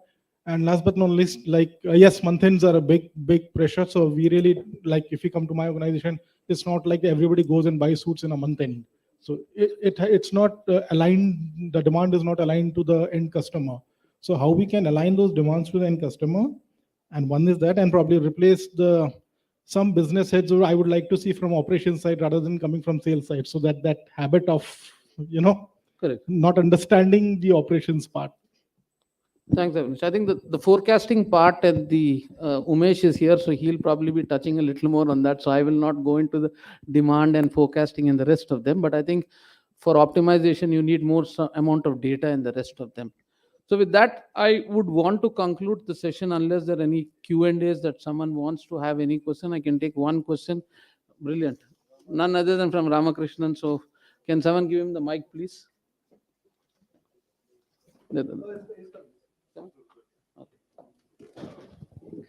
Thank you. I am standing at the right opportune place as PhD Chamber of Commerce, where the industry people are there and the two stalwarts are there. Larger the industry, whether this airlines or shipping line, tow there and give many concessions, especially on the shipping side. They demand 14 days free period, they give 21 days free period, maybe sometime at 30 days also. My dear, in the logistic industry, everything costs money. Today we are talking about a reduction of cost. Even for 14 days, it could be $100 or $150. With the government initiative of 90% RMS, I think you don't even keep that cost, the cargo, even for 24 hours. It is, rather than asking a question, I would like all the industry stalwarts to stop this 14 days and 21 days. Please be efficient, and we will be efficient and clear the cargo in 3 days and give it to you. Thank you. Thank you, Mr. Ramakrishna. I can only add is that I don't want to name the conference, that there was a conference happening where a lot of Indians were in hall number 1 and there was a set of forwarders from Hong Kong in hall number 2. The guys in Hong Kong were debating how can they bring down that 5 hours custom clearance to a lesser time in terms of it. And the Indians were debating why government is reducing the free time from 3 days to 5 days. So I think it's a question of a mindset that we need to really change, is that optimization is one part of it, but change is constant and continuous improvement is important. Fat in the organization has to be drastically reduced, and we should look at what are the deadwood points that we are there, like the documentation on which Cyrus has been talking about digitalization. I think it's high time that we put a deadline and a date by when the government gets that done and we all stick to it. Okay, with that, a big round of applause to this brilliant panel who've done a great job of bringing in light sort of it. I'll now hand it over to the organizers.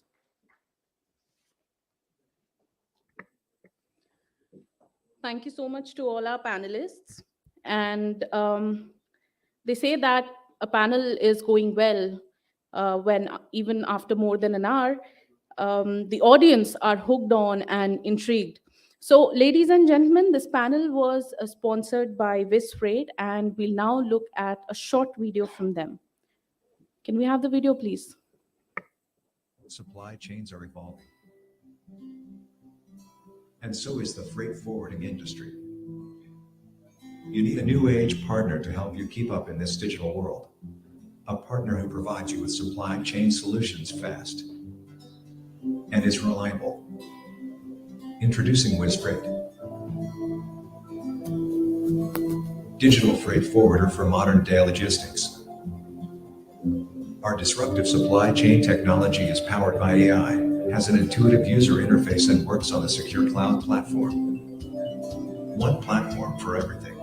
You can check rates, book shipments, track your shipments, and pay online, which reduces 30% manual work and generates savings for you by reducing 15% landed costs.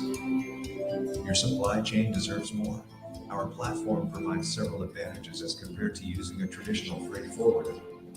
We provide customized supply chain solutions for renewables, food and FMCG, life science, high tech, automotive and manufacturing, fashion retail, commodities, and chemicals. Our team of wizards with deep expertise in the supply chain provide expert solutions for air, ocean, and road. Our additional services include haulage, custom clearance, warehousing, cargo insurance, and packaging. To know more about our customized solutions, write to inquiries at wizfreight.com. Ready to transform your supply chain? Wow, big round of applause.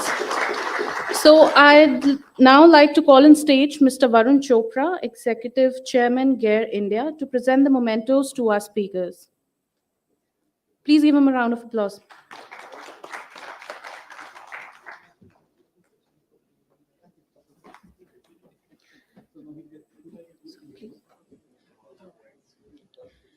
So we'll start with Mr. Sheikh Asad Parvez.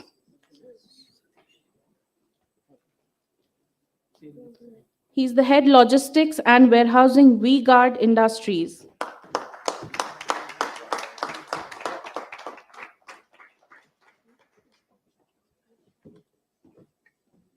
Next is Mr. Yashpal Sharma, MD Skyways Group. Please keep the applause going, ladies and gentlemen.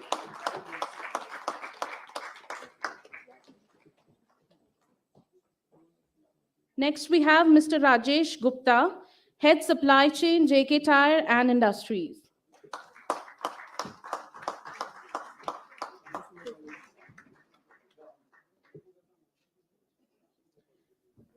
We now have Mr. Keku Gazdar.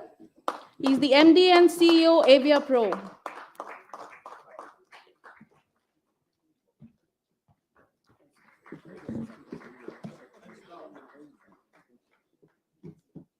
Next, we have Mr. Avnish Naik, Head Logistics and Warehousing, Raymond Limited.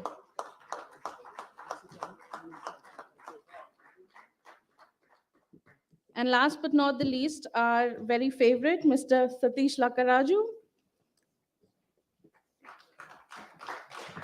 He's the Senior VP Viz Freight. Thank you so much to all our panelists.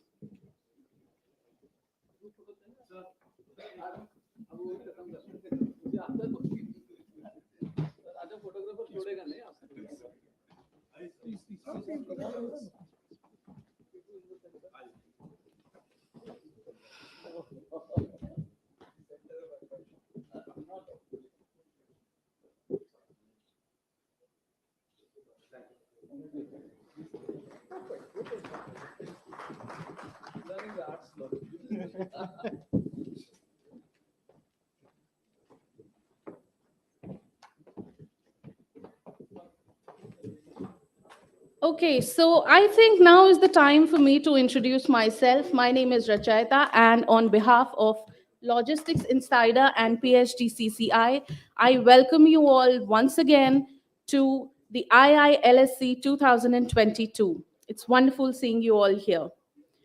So moving on, greater infra connectivity can translate into higher productivity, gains in service efficiency, greater spillover benefits of investments,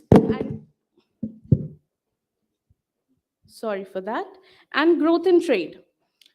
Building infrastructure connectivity has now become a key priority for industry stakeholders and policymakers alike.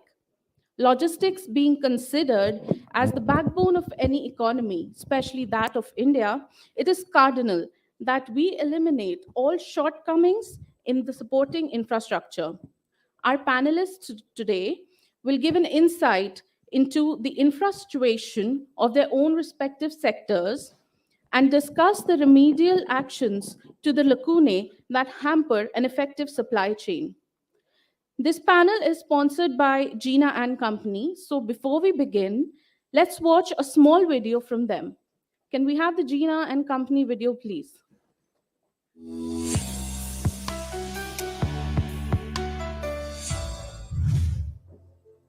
Customer first has always been the motto within the Jeena family. Being amongst the oldest freight forwarders in the country, Jeena has always been looked up as a pioneer and a trendsetter within our industry.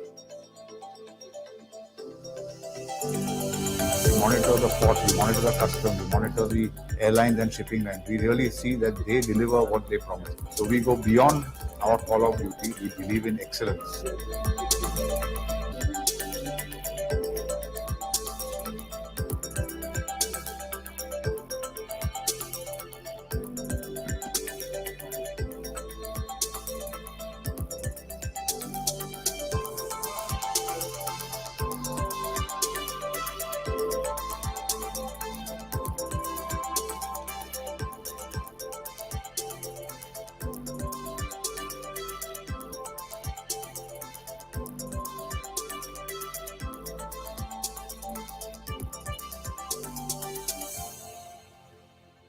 Jeena's, we believe in excellence. The motto of Jeena is heart counts and not head counts.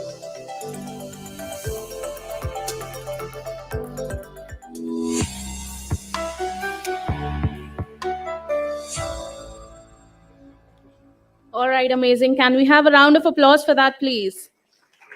Now it's time to meet our second panel. Moderating this panel is Ms. Chaitali Mehta, Director, EKF Global Logistics. She has 25 years of experience as a third-generation customs broker and a second-generation freight forwarder. She's at the helm of all strategic business engagements at EKF Global and was the first woman to join the business and also become the first female director of the company. She's also popularly known as the Helicopter Lady of India, being the first lady to handle helicopter logistics from start to finish. Ms. Mehta was also the first woman office bearer for ACCAI Western Region. Please join us on the stage, Ms. Mehta.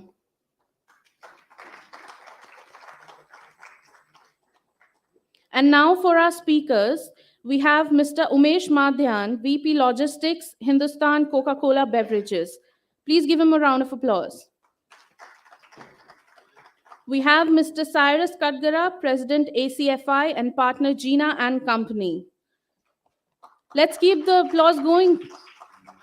We also have Mr. Abdullah Al-Khalafi, Cargo Manager, India and Nepal, Emirates Sky Cargo.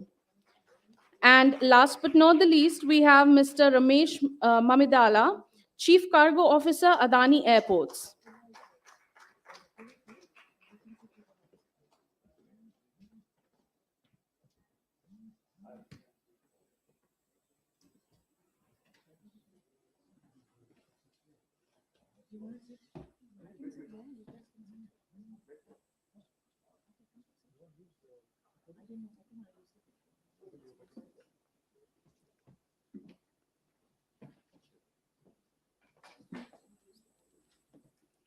Good afternoon to all the panelists. I hope you all are comfortable, and without further delay, I'll give the lead to Ms. Mehta. Over to you, ma'am. Good afternoon, everyone. I promise that we will not make this boring because I know we are standing between you and lunch. And hopefully, while I'm here, my stomach is not going to growl to go away for lunch.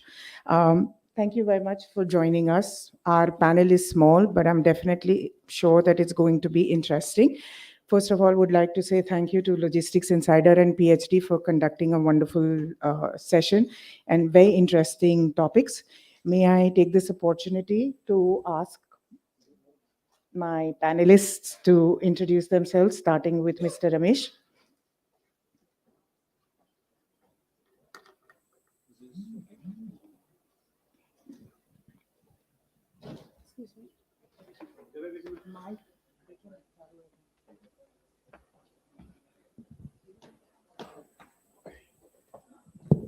Yeah, this is working. So good afternoon, all of you.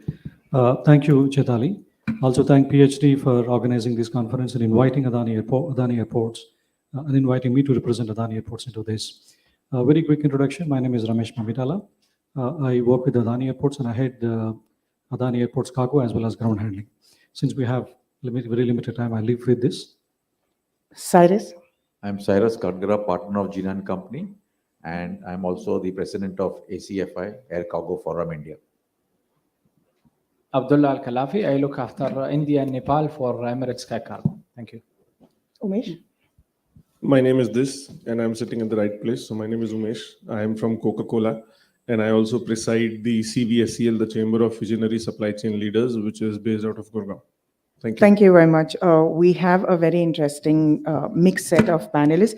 Unfortunately, one of our panelists, Mr. Karthik, fell sick, so he could not join us.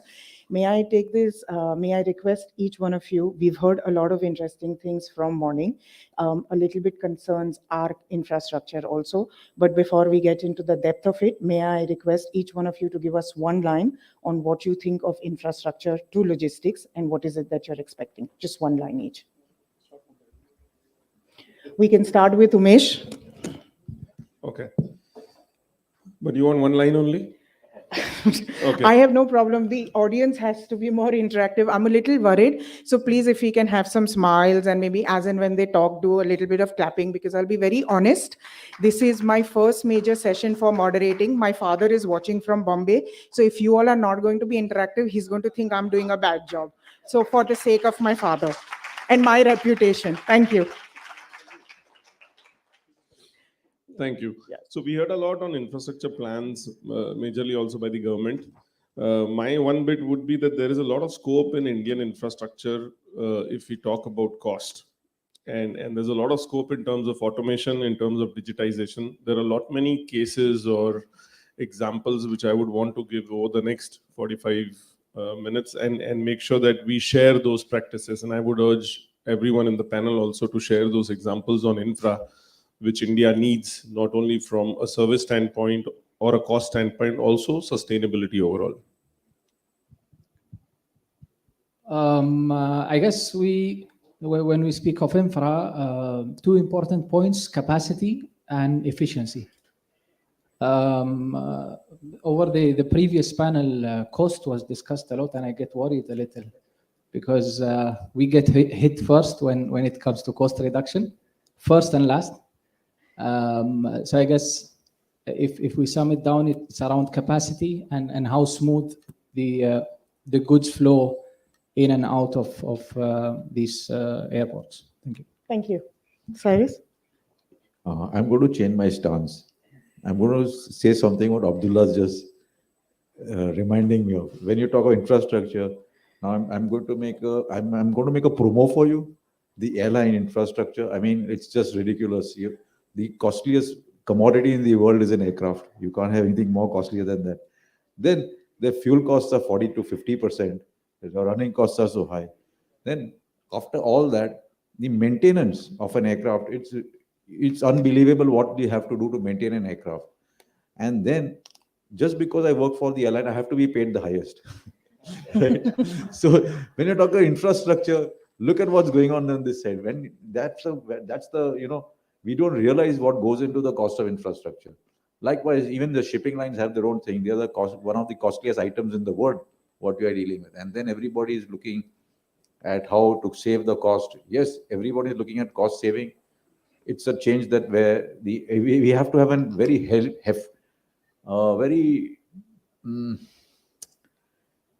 don't want to use the profitable, a very healthy airline industry. And that if the airline industry is healthy, automatically the cost gets rationalized. That's what I'd say. Ramesh, you are the expert you are the expert in the infrastructure business. So go ahead. Yeah, thank you, Cyrus. I work with the airlines as well, so in fact, along with them in Emirates Airlines. Now, since my expertise is about airport cargo infrastructure, and the topic is about infrastructure, so let me give you a couple of pointers from my point of view for the country. I think we have said in different conferences, the country is looking at achieving. Currently, we do about 3.5 million tons, as a country from air cargo point of view. I think all of us know that because it is said in many different conferences the recent past. And this is one country doing 3.5 million tons. Approximately 65 to 70% of that comes from the international cargo. There is one city, Dubai, which is where Abdullah comes from. That one city airport actually does as much as the whole country does. You just need to keep that in mind. So much more that we can achieve as a country. So the target that we're looking at in one of the recent conferences, ACFI, where most of us actually belong to, we said the country should be able to achieve about 10 million tons by the end of the decade. It is achievable. Now, if it is achievable, if the country has potential to achieve that, maybe even exceed that, where do we stand in terms of infrastructure capability? I think that is what we should address in this session. I think based on my estimates, Keku, from your previous organization, you can correct me.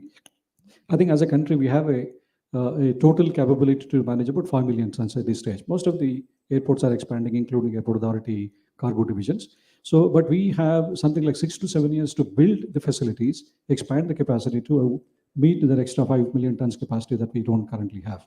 I think this is one part of the infrastructure. But talking about infrastructure, it is not just limited to building facilities in airports. It is also doing a lot of work in terms of integrating the stakeholders and bringing them onto one technical platform. Some airports have done, many airports have not done. Bringing the digitization, bringing the IT infrastructure, implementing cargo community systems, state community systems to make sure we have seamless integration of information, involving all the stakeholders on the same platform. I think these two are very important. Thank you, gentlemen. Very interesting, diverse answers. But yes, do agree that digitalization is the need of the hour. Technology is, and no matter how much we talk about digitalization and technology, it will never get old.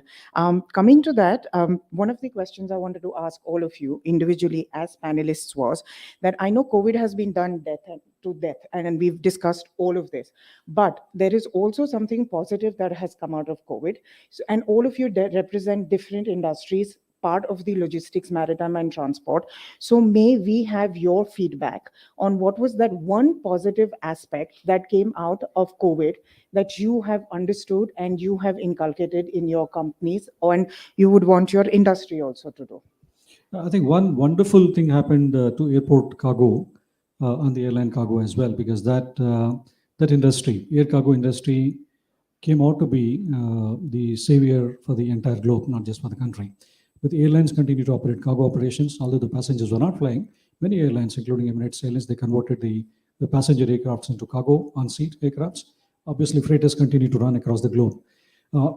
Even in our country, apart from the airlines, all the airports in the country, the Airport Authority-owned airports, the private airports, we continue to operate the cargo operations because we have to deliver the medical-related supplies, we have to deliver vaccines to the population.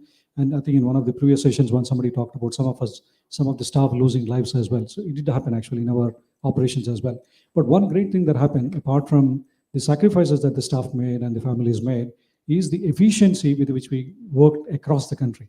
And that was not thought as possibility in the past. For example, when we started, in fact, there was a central committee in MOCA that was actually monitoring, and some of us like Keiko and I were actually part of that committee monitoring the shipments on a daily basis. Now, we managed to deliver the vaccines from the time of arrival into the trucks in 5 minutes, unthinkable in the past.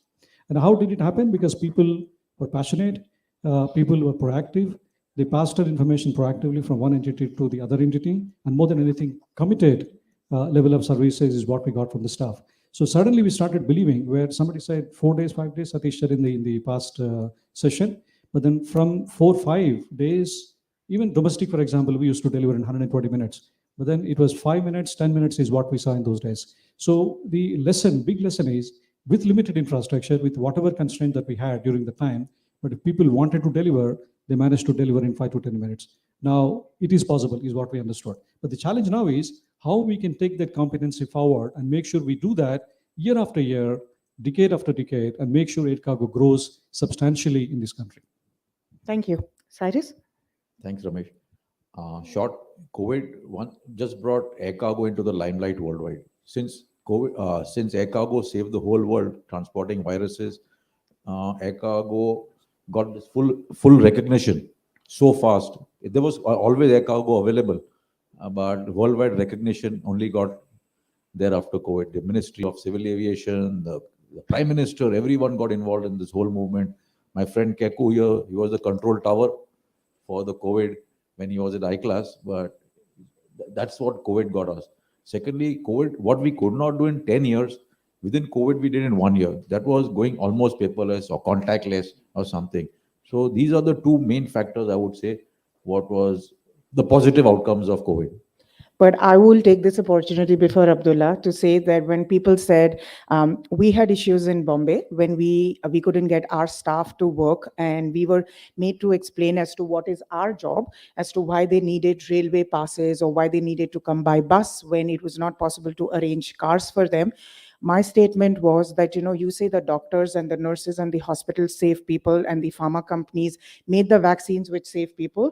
But I would like to say that our logistics industry, starting from the airports to the loaders, to the logistics, the customs brokers, the freight forwarders, every single person, we are also frontline workers, because if we did not work and we did not put our lives at stake, the doctors would not get their PPE kits, the vaccines would not be put anywhere. So I think as an industry, we deserve a round of applause for ourselves, because honestly, if it was not for us, India would not be made proud today, with due respect to all the other stakeholders. So thank you very much to every single one of us. Abdullah, your take. I think COVID made us explore the unusual. Us as an airline deciding to operate empty passenger flights with cargo, in the belly hold only. It was a nightmare to think of covering the entire operation with just 20, 25 or 30 tons. And then we got little excited. We started putting cargo on the seats. And then we saw it working and got a little more excited and removed the seats from the passenger. It looked like it's a long time until passengers come back, so we have our ground to play. So I mean, things like these would never be considered, before COVID. Correct. I don't want COVID to come again. Yes. But, it's definitely, it showed our creativity basically in the airline business. Absolutely, absolutely. Umesh? Okay, so from a user perspective, I just realized I'm the only user. So yes. So from a user perspective, I think what the biggest thing which we realized was, how do we do more from less? Less is more, basically. We had no people, we still had orders, there were still channels which were responding, and there was servicing which was still need to be done. I think one biggest realization which we had was automation. Wherever we had automation, it was still smoother for us to manage those warehouses. We have one of the largest automated warehouse in west part of India, in Gujarat, in Goblij, in the plant, which is the Asia's largest plant.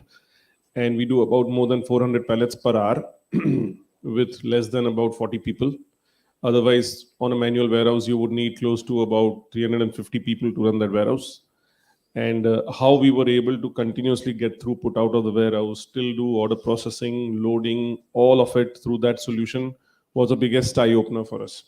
So whatever digital journey we started pre-COVID, I think the realization is that you have to accelerate that more often than now. And how do you exactly choose critical pockets out of that for going forward? For example, going paperless is the biggest one. Is the number one which everybody is right now targeting, so that you reduce contact and touch. How do you go more digital there? How do you have loading solutions which are better? And that is where the government comes in, where we just spoke to the Honorable Secretary on standardizing trucks from a CDSCL standpoint, myself and Chetan. So I think it's important for us to realize those learnings from COVID and take it forward. So as a user, I will still say automation and digital, biggest bold underline italic. And I really don't know why we are making you stand, Chaitali. Why don't you sit? No, it's Everybody in this room fine. is sitting. Honestly, don't worry Please about sit. it. I'm absolutely okay. Thank you. If I make any goof ups, it's easier to hide it inside over here as compared to being here. That is why. Everybody talks about the PM's Gati Shakti thing. And to be very honest, I had to do a lot of research to even understand about the Gati Shakti. But since all of you are stalwarts here and have been involved in a lot of maybe the framing or the drafting and all, what is your take? Do you think we'll actually be successful if the Gati Shakti goes on full scale and it actually starts off on the full thing? Or is it just going to be like it's going to start off and then it's going to fade and then it's going to start back again? What's your take on it? Do you want to go, Cyrus, first? Yeah. Ramesh, you. I think we had a little bit of the discussion in the morning as to what that means and what the government is willing to do or is actually doing already. So to my understanding, as we also understand within Adani Group, this is all about integrated, master planning oriented development of the country, across different layers. Somebody said 300 layers. And if you look at airports on its own, not just our airports, but across the country, different airport operators, including government airport operators. If you look at the life cycle of an airport as it continues to grow, as the airport is developing, you possibly see examples in metro cities also. Mumbai is an example. So the airport can grow because the airport has a little bit of land. Sometimes the airport is also land constrained. But wherever the airport can grow, you suddenly see there is a lot of development around the airport. Airport cannot get water. Airport cannot be serviced by the road network because it is completely landlocked. And you have a lot of residential areas around it, restricting the air movement of the airport itself, so on and so forth. In some of the airports, electricity supply also becomes a problem. So these things have happened in the country in the last 20, 30 years or 3-4 decades because we lacked the integrated approach for development of all the infrastructure, including utilities now that we use every day. I think that is the biggest change that is going to happen. Somebody said, you lay the road and the second day somebody comes and starts digging. No, that is not right, and that is not what should happen. From the airport's point of view, I'm quite excited. That is something that we lacked in terms of seeing the integrated approach for the development of infrastructure around the airports. Airports we can manage, but we have no control on the infrastructure that is being developed around the airport. If that falls in place, I think there is a whole lot of meaning in terms of developing airports together with the infrastructure which is coming up around the airport. I see that as a big development. I personally believe that it is going to happen, and it will definitely benefit the country immensely in the decades to come. I will take this opportunity, sorry, Cyrus, before we go to you, I'm going to take this opportunity to ask you, Ramesh, that everybody, when we talk about transshipment hubs today, Hong Kong is the number one that comes in place. Everybody knows that their EDI system is probably the best where they do it. And Satish even mentioned about it, that they were talking about reducing from the 5 hours. Do you think that we have the potential to ever become that kind of a transshipment hub in India, either all the airports or one of the airports at least, where we will be able to do that kind of seamless integration? Because when I was going through research for our particular panel on infrastructure, I came across an interesting fact that when the Air Council International had released their world airport rankings with their statistics on 11th of April of this year, surprisingly for me, okay, it could be not for anybody else, but for me, the Ted Stevenson's Anchorage International Airport was number 3 in the world in terms of carrying cargo. And they were carrying about 3.55 million metric tons, which was about 29.5% higher than 2019 and 12.6% higher than 2020. Now, they moved on this ranking from the 7th number the previous year to the 3rd number, all because they have a system which, as per the US law, started in 2004, is called the Expanded Cargo Transfer Rights, which permits air cargo to and from a foreign country to be transferred to any other airline if they are landing in Anchorage without being considered to have been broken its international journey. So this liberalized air cargo transfer rights and location for cost reduces their efficiency, reduces the cost, but increases their efficiency.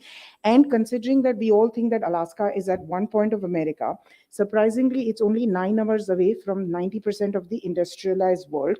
Do you think that something like this, which could happen in a tiny little place like Anchorage, but with us, with the modern facilities? And I was super impressed by what Mr. Bandyopadhyay said in terms of the hinterland waterways that they are talking about with the PM's Gati Shakti that is coming and all. Will this not be there? Because all of us want at least one or two of our airports to be considered to be transshipment hubs, have more number of airlines calling us, which may not happen. I know Delhi has probably more airlines than even Bombay has calling. So do you think it is achievable? It is definitely possible to develop, and we must actually do that, to develop some of the airports as transshipment hubs, both passenger as well as cargo, not just for cargo. The right ingredients for that is, apart from building infrastructure, developing policies, having the right regulatory framework, it is also very important for us to have an anchor airline. Now, as a country, although we had large airlines in the past, even currently we do have them, and some of them are growing to become large. But in the last 2 or 3 decades, when neighboring airports like Dubai, Doha, they substantially grew in terms of becoming transshipment hubs, simply because we did not have that kind of a capacity to develop. You need connectivity. You need multiple scheduled connectivity to become a hub. And we need to accept that we don't have that kind of connectivity for global operations, right? And given the fact that, freight forwarders and airports, for example, we like open skies. We want everybody to come in. But we also, as a country, we have the objective to also protect and help our airlines to grow, right? Domestic airlines to grow. If we put both together, I think it is very important that we have, now I'm quite optimistic that it is going to happen with Air India in the hands of Tatas, and they definitely have the vision in the right place, and they are in discussion with the multiple airport operators. They have the vision to develop at least 3-4 top airports in the country as their transshipment hubs. Now, this is one part of the story. So I think that is falling in place with 1 or 2 airlines taking that slot to support airports to become transshipment hubs, packs as well as cargo. Cargo cannot go on its own. With that falling in place, now what we need to very quickly develop in the airports is the processes required. We don't have them, not standardized. The appropriate regulatory framework is not in place. I think we've been saying it in different forums. I know MOCA is working on it. ACFI has also drafted a policy and given to MOCA for reviewing it. I think very quickly that will fall in place. Then the third thing is about actually making sure the approved regulatory framework in its true spirit starts working in a fully automated fashion. It's again back to the systems. I think in one of the conferences I said, in a place like Dubai, no airline actually declares to the customs what's coming in, what is going out. It is electronically transmitted even before the flight lands. So it is the customs system's responsibility to reconcile and see what is transshipment. System knows it. And once in a while, you actually go on to physical inventory to see what is declared by the airlines, what is declared by the airport is in place or not. So to that extent, it has to be fully automated. I'm very glad that this process is already fully in place for ports, whereas in airports, we still have to achieve that. So there are some system-related changes that we have to do to ensure we are efficient as a transshipment hub. Now, transshipment, if you go and visit the airport that you mentioned, even if you go and visit places like Dubai, I happen to have worked there for almost 1.5 decades. Transshipment as a product actually evolved to become very, very refined. Now, there are many layers of transshipment. There are connections that you want to do on the ramp, tail to tail within 3 hours time. There are like perishables, pharmaceuticals, you want to connect within 6 hours time. Now, there are things on the ramp, even after screening, you want to connect within 12 hours time. There are things that possibly you take more than 12 hours or 24 hours time. So some of these airports that have been into the transshipment business for the last, let's say, 3-4 decades have become very specialized. Now, we need some time to develop that competency in the country.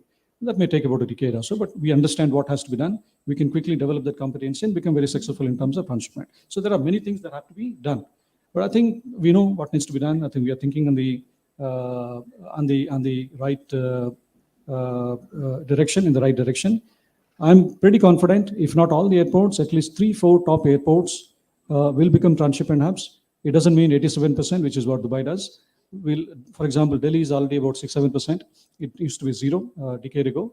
And Mumbai, when Jet Air was functioning, Mumbai used to be something like 13-14% transshipment. Came down to 0 and now came down to maybe 1 or 2%. But some of these airports can actually become maybe 25-30% transshipment in the next 5 years, if all the right things fall in place.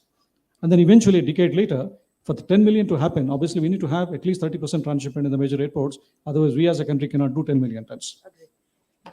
May I ask Abdullah, in connection to what Ramesh said, the ACFI annual convention, Mr. Sindhya said that we have 21 international airports and they have 35 domestic airports.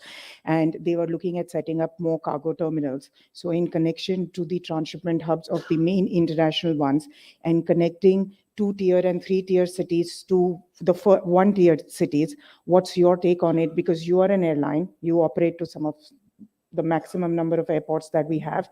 Do you think that's going to increase? And how much of an impact is that going to have in helping India become a transshipment hub? Because right now we are all a panel, we are missing the seaport, so we will not talk about that part. But from the airline perspective, what is going to be? And then Cyrus, I'm going to come on to you as for your answer for that and your thoughts on it. Chetali, on the transshipment model, I think India has a transshipment model on its own. You know, it shouldn't be compared to. I disagree with the comparison with Dubai or Hong Kong. The potential in India lies in you know, connecting, like you mentioned, the smaller airports, tier 2, tier 3 airports, to the bigger international airports. Obviously, you'll not get a flight from the US into 100 airports in India. It would make more economical sense for these flights to come in the major cities. But that's, I mean, a passenger can connect easily from, say, Varanasi all the way to Rio de Janeiro. But what about cargo? If there is an important, I mean, 99% of the cargo for cost or any other reasons will be trucked from Varanasi to Delhi or, you know, any major airport. But what if there is a time-sensitive shipment that needs to move from that, you know, tier 2 or tier 3 airport all the way to an international final destination on a single airway bill? How fast is the clearance from the small airport, and how fast is you know, the transit in the major airport from one airline to another? If, say, I want to tie up with a leading domestic carrier, can I transit in 2 hours in Delhi, for example, or 3 hours or 4 hours? So these sort of things, you know, we need to get to the bottom of a shipment journey by air cargo completely, from the nearest airport, regional airport or domestic airport, all the way to an international one. And again, as I said, you know, 99% probably of the cargo will continue to move by truck from, you know, smaller cities all the way for commercial reasons. But let us have the option available for extremely time sensitive and very valuable shipments, you know, like mobile phones or pharmaceuticals as well, samples or vaccines, airlines, eyeglasses, specs. So, you know, things like these, I guess they don't mind paying a premium of 10, 20% because that value lies in the transit time more than what they can save if they moved it by a truck or, you know, an airline. That's from my side, Chetan. Thank you. Cyrus, as a freight forwarder and as a customs broker, your company has probably seen the changes, the maximum that have happened throughout because you're a 100-plus-year-old company. Adding further to what Ramesh said and what Abdullah said, if we have the 3-tier domestic terminal set up and we have the 2-tier domestic terminal set up, we all know that our industry creates jobs because we are adding on more people and all. But as a freight forwarder, and I know this is off the books, so my apologies for it, but I couldn't not help you ask this. But as a freight forwarder and as a IATA agent and as well as a CA, you know, doing multimodal transport, right now, majority of our cargo comes by road from the hinterlands to the airports as well as to the seaports. But if we had these kind of domestic terminals come up, and when you are doing critical care shipments, would it help in terms of using the airports for seamless connectivity where you do the customs clearance at the 2-tier and 3-tier airports and then bring them to just for the transshipment purpose? Tell you a question or a speech? It's actually a question. So I'm asking as a point of view because you have offices everywhere. So I know, like I said, I apologize, but I couldn't not help ask this question to you. But I get it back now. Yes. But I agree. Okay, sorry. Do you want me? Okay, then I will rephrase it. Don't worry about it. I'll rephrase. I don't want to put you in a spot. Need the domestic connectivity. Abdullah said that, Ramesh has said that too. I would like to tell you one thing. we are already on the threshold of becoming a great transshipment hub. Along with the terminals, the airlines, the freight forwarders, we've done a hell of a lot of homework. We've given what needs to be done. Now it needs to be implemented. So now the ball is on the other. We don't have anyone representing from Ministry of Civil Aviation, but the ball is in the Customs Court, probably, or the Civil Aviation.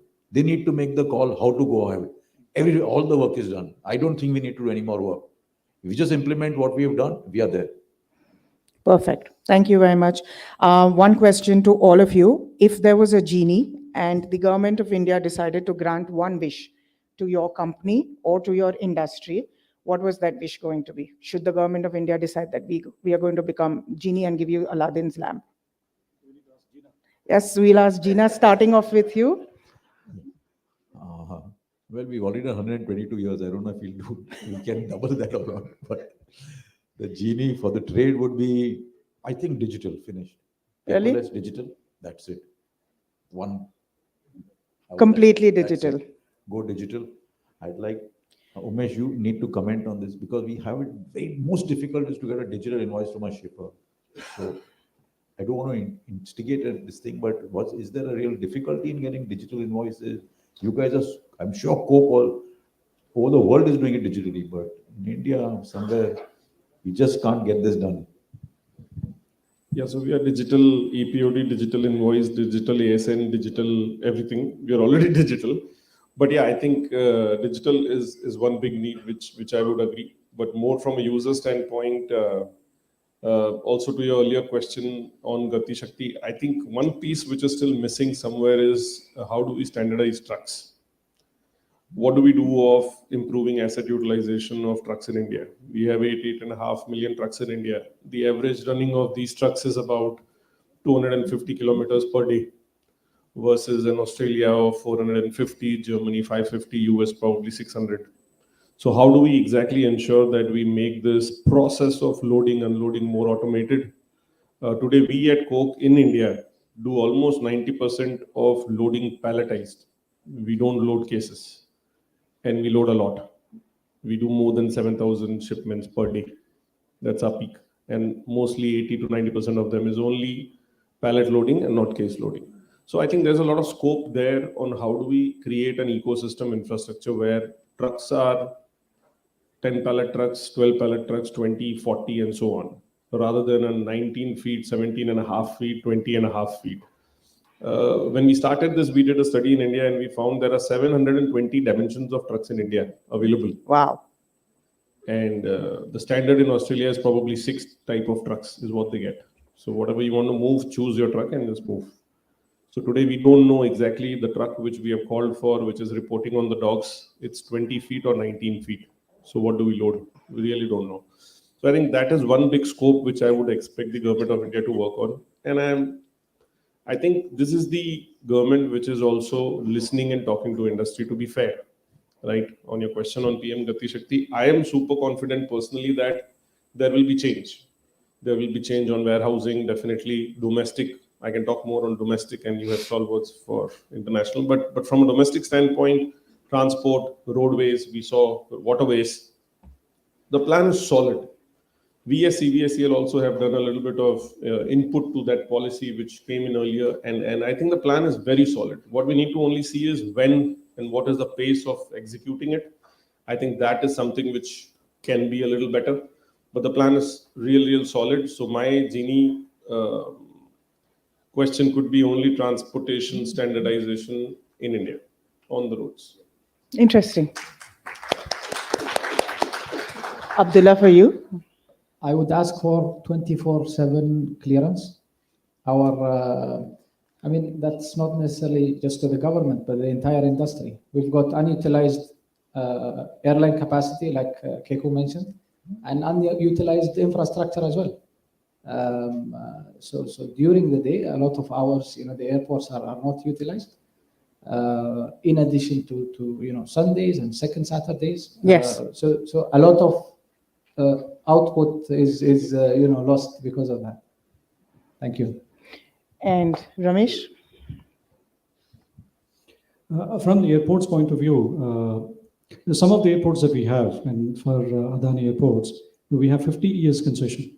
And if you look at some of the airports, which applies to the airport authority-run airports as well, these airports used to be tier 2 airports mostly, some of the tier 1 as well, including Mumbai. These airports in the past, 20, 30 years ago, used to be on the outskirts of the city. With the development, so much development taking place around the airports, most of the airports have now become the city centers. So there is obviously no land for the airports to expand on their own, number one. Number two, for us to run, the airport operators to run the airports for the long term, the development around the airports, I think I mentioned this when I talked about Gati Shakti in the past, so that has been a problem because we somehow optimize the land utilization and build the airports or continue to expand the airports for the next 50 years. But the infrastructure around the airports is a problem even today, not thinking 15, 20, 30, 40 years later. So I'm quite excited about the Gati Shakti initiative of the government. So one thing that I would ask the government actually is to very quickly implement the Gati Shakti and make sure the consultants, developers, promoters included, that are working on expanding airports, take their initiative, take advantage of the initiative, and make sure the development happens in line with the infrastructure around the airports. Is that your Jeena request also? Yeah. Perfect. Very nice. Umesh, I've been wanting to ask you ever since we spoke, is that Coca-Cola is at the foremost of infrastructure relating to digitalization and automation, including innovation. You have implemented a lot of your practices from your foreign factories and warehouses and all. But at a local level, what is it that you have done to improve infrastructure, which maybe your competitors could, I mean, yes, I understand there's competition, but if we are talking about infrastructure for the whole industry and for the country, what is it that you would want to give them advice that you have done at a local level, which others could also implement? Maybe it could be us also who could implement it in our own little ways. Sure. So I think number one advice what I would want to give is there is automation which is available at economical rates in India. First of all, we got to believe that. Let's first believe that.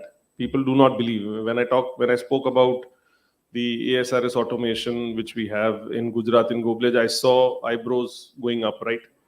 But it sounds expensive. Yes, it is. It is not $1 million. It's about $5 million spent, a little more, maybe 6. But what is important is to see the payback. Does it have a payback? It's a very decent payback.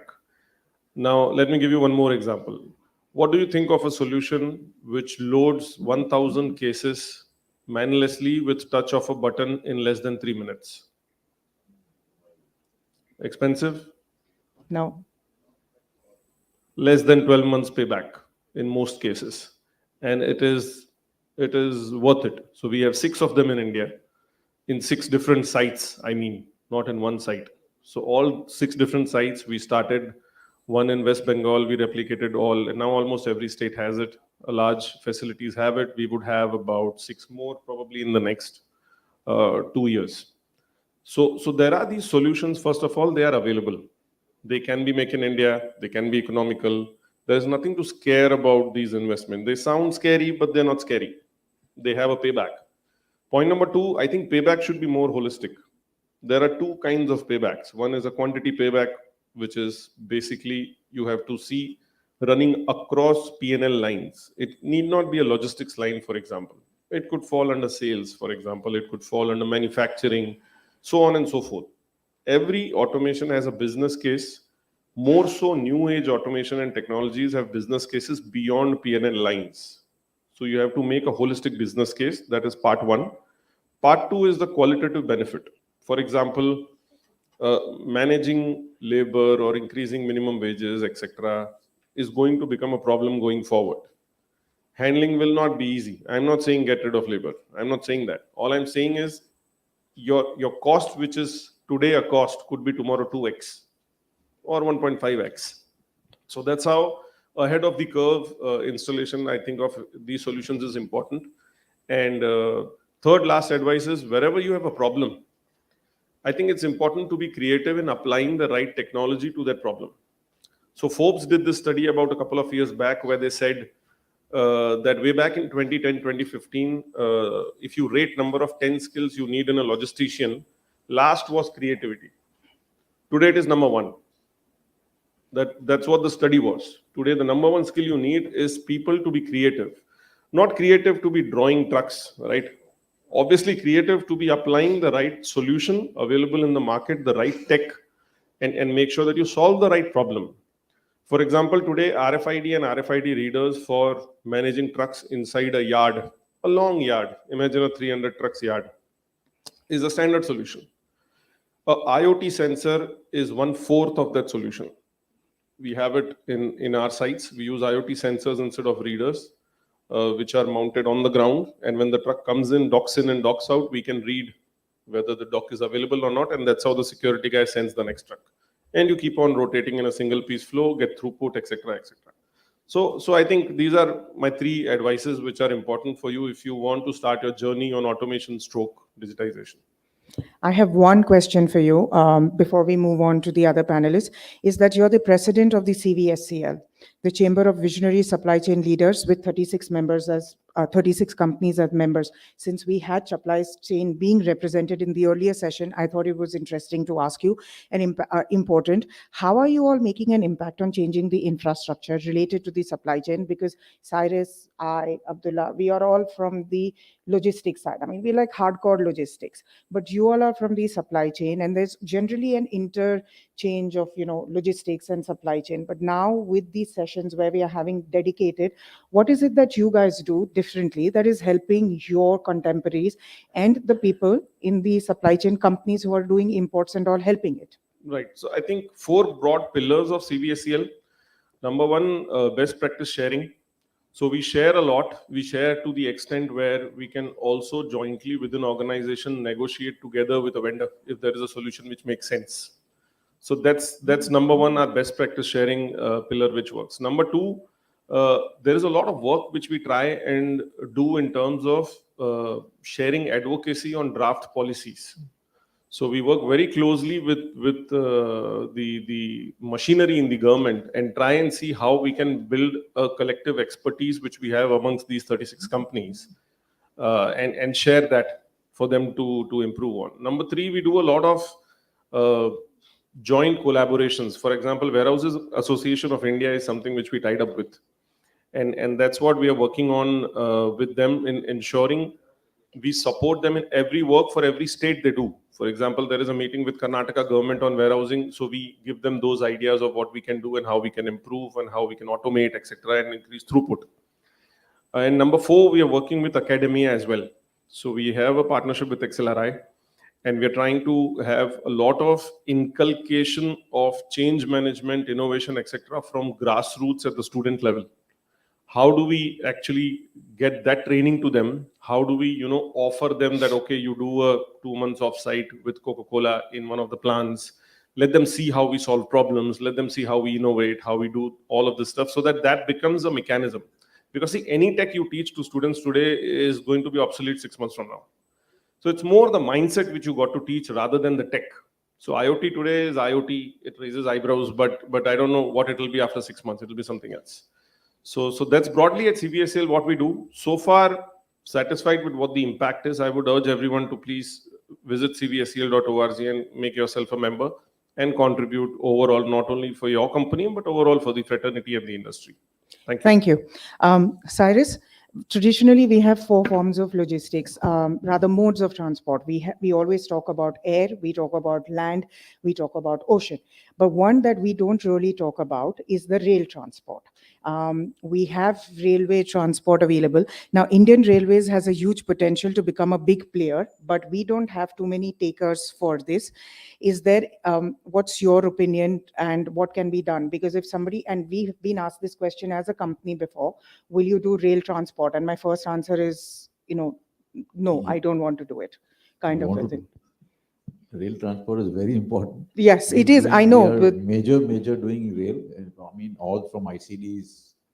I mean, like, there's only railway connectivity. So when you talk about sea freight, definitely railways and seaports are so very well integrated. And we need definitely more integration, I would say, on rail. But there is... And I would take a gamble to go at least 10% privatization. Yes. The government has to take that gamble, because keeping it in the government sector, and if people are ready to invest, let them invest. But I think, to be fair, it's also improving. It's not It is bad. there. It's not bad at all. It's Okay, not bad. we just completed the total number of rail consignments which we did last full year. We completed all of them last month. So we've already done 100 rail consignments. Being a user, and imagine coke traveling through rails, but that's how the season has been, fortunately for us. So we have done all that, and there is a lot of reciprocation from the government. They have even provided us a hydra at the railway station to load palletized in a container in rail. So we have done rail palletized transportation this year for the first time. That's So I think there's a interesting. lot of collaboration there. It's not bad. It's improving, but there is still scope. There is Yes. huge scope, and it will make a lot of sense if the rates are seen a little differently. Because It's also eco-friendly, right? is, Very. but we are in the hinterland. Delhi has probably a lot more ICDs around than any other state would have in terms of it. But we also know that the nearby states, whether we take Rajasthan or we take anybody else, they are all connected to the ports by rail. And there are issues because at times they don't have rail service, unlike TKD to JNPT or from Mundra to TKBD. I'm sure a lot of freight forwarders here would agree. So in those respect, definitely there needs to be a scope of improvement in terms with Concor for introducing more railway connectivity, since if they are planning to set up more ICDs to reduce the major pressure on the ports. Any opinion? Chitali, you'll be surprised that, we talked about, when we talked about railway freight, Yes. a simple thing we brought up quite a few years back, and we cannot yet implement, like how a passenger terminal has an arrival and a cargo time has a depart, but not a arrival time. I agree. It's all right. I agree. So we don't have an arrival time. You can have an arrival day, today, tomorrow, or Thursday. True. There's no time. And so sometimes you can today you can even miss a vessel for a few hours because the Yes. gates close down, etc. So I will take this opportunity to talk as a freight forwarder that yes, when we are talking about infrastructure and if we are looking at environmental friendly alternatives, then yes, we do need to work on our railways because like Cyrus very rightly said, sometimes we don't even know when the arrival is going to be because goods trains are always given the least amount of priority compared to passenger trains. So yes, if whenever PhD does a session with the government and all, then they need to tell them that railway needs to be improved too. One, a question for you, Ramesh, is that, when it comes to the airports and infrastructure go hand in hand, what is easier? Taking over an existing airport and then setting it up the way you want to, making the changes? Or is it to start from scratch? I know starting from scratch, sometimes it's a lot more easier, but starting from ground level and scratch and then creating the vision that you have, what do you think is easy? What is it? What is your opinion? Depends how you look at it. From the development point of view, the greenfield airports are always better because you can create the vision that you talked about. It's much easier to develop from scratch and build the airport to your vision. But if you look at the commercial development, the brownfield airports are always better. There is captive market now that you need to capture, and it's easy to grow on top of that. From air cargo point of view, given that some of the airports that we have and airports that we have in the country, they're landlocked and we are not able to really expand the way we would like to, and also meet the demand that the industry has. My favorite from air cargo point of view, both from airport development as well as commercial development, will be greenfield, to be honest with you. Multimodal. For example, some of the airports we talked about are landlocked. There's no opportunity to actually build multimodal airports. The places like Navi Mumbai, Jewar, Navi Mumbai is with us. So these airports actually present as a great opportunity and potential to build multimodal, integrated airport cargo infrastructure, and we are doing it. So that's a great opportunity. Thank you. Abdullah, if you were asked advice when a new airport was being built, and we have a couple of new airports coming up in the pipeline and all, what would your advice to the government be or to the developers in terms of an airline? What is it that you would look for from a new airport? I understand from an existing airport, there's nothing much that we can do. I mean, Bombay is a prime example for it. But if there was something which was coming up and your input was taken, then what is your advice? And as simple as having the right facility for the products that I'll uplift from there and into that airport. If that city has a lot of perishable exports or pharma exports, the infrastructure needs to be designed in a way to suit these products. There's no point of being ready to handle all sorts of products, and having an unutilized capacity. And it's not just the airport itself, the roads leading into the airport and the infrastructure, the storage, warehousing facilities around the airports. I think we have a good example here in Delhi. Yes. Where there is a final transit or consolidation point just before the terminal, the cargo terminal. So I think it's around these points where of course, at the end of the day, it depends on the size of the market there. Yes. You want to do something realistic, cost effective, but at the same time, extremely efficient and right for the products that go out of there. Thank you. One last question before we leave it for the Q&A to the audience. If it was not for the logistics industry, I know this is not part of infrastructure and all, but I'm always curious to ask people, if it is not for the logistics industry, what would it be for you? In also connection to what Satish mentioned at his ending remark, that quite a few of us are here by accident and not by choice. Is it an accident or by choice? For me, it was definitely by liking. In fact, I am an engineer. Okay. And I actually did transportation engineering. If it was not logistics, I would have become a full-scale traffic transportation engineer. So I got into this because I liked the subject. It is fantastic, and I would not have enjoyed my life as a traffic transportation engineer as much as I'm enjoying as a logistician. Thank you. Cyrus? No liking, no choice, just inheritance. Abdullah, for you? I'll be afraid for that, probably. So I chose to be a logistician. So I love to keep places at the things at the right place at the right time. I love all that. If not logistician, I would be probably in planning, probably demand planning, supply planning, infra planning also, but definitely closer to logistics still. So essentially, we are all at the right place at the right time, doing the right things. So thank you very much. It's up to the audience. Do you have any questions for our panelists? Yes, we are done. So Rama sir says 2:30. So we probably have just time for 2 questions before everybody wants to go off for lunch. And we start off with the next session. So if anybody has questions. On the railways, I think it is more important that the ministry really thinks about reducing the cost by disintegrating themselves as a commercial organization by just giving a rail. That is most important. If it is done, probably rail will do more progressive than the road. Thank you. Anybody else? Till we officially break? Going one, going twice. Gone. Done. Thank you very much for being an attentive audience. Hope you all were not too bored and enjoy lunch. Thank you for the panelists.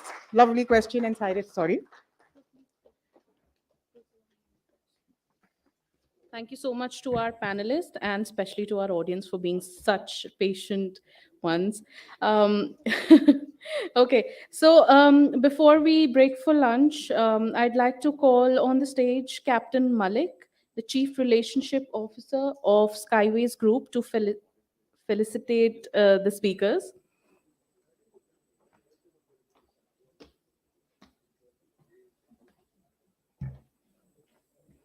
All right, we'll start with Mr. Umesh Madhyan, VP Logistics, Hindustan Coca-Cola Beverages.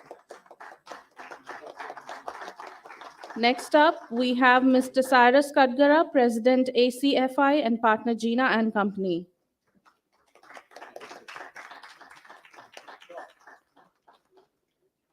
We now have Mr. Abdullah Al-Khalafi, Cargo Manager, India and Nepal, Emirates Sky Cargo.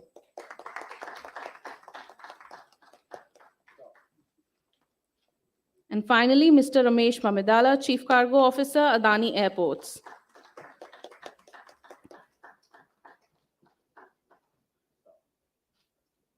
I request all the panelists to come forward for a group photograph. So please stay. I don't get a shield. Oh yeah, I'm sorry. I'm so sorry. This just shows I've done a bad job. with No, moderating the not at all. committee. Not at all.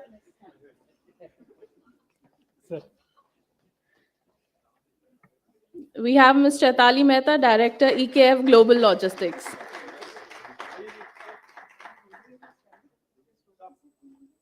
Chaitali ma'am, I think it's just the hunger. I'm sorry.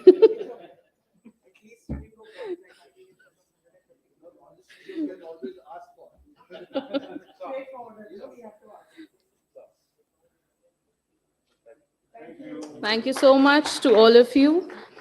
So my tummy tells me it's lunchtime. I'm sure yours also does the same. Let's disperse for lunch. And before we leave, I'd like to thank our delegate kit partner, Gear India, and Lanyard partner, Skyways Group. Let's meet back here in an hour. Thank you so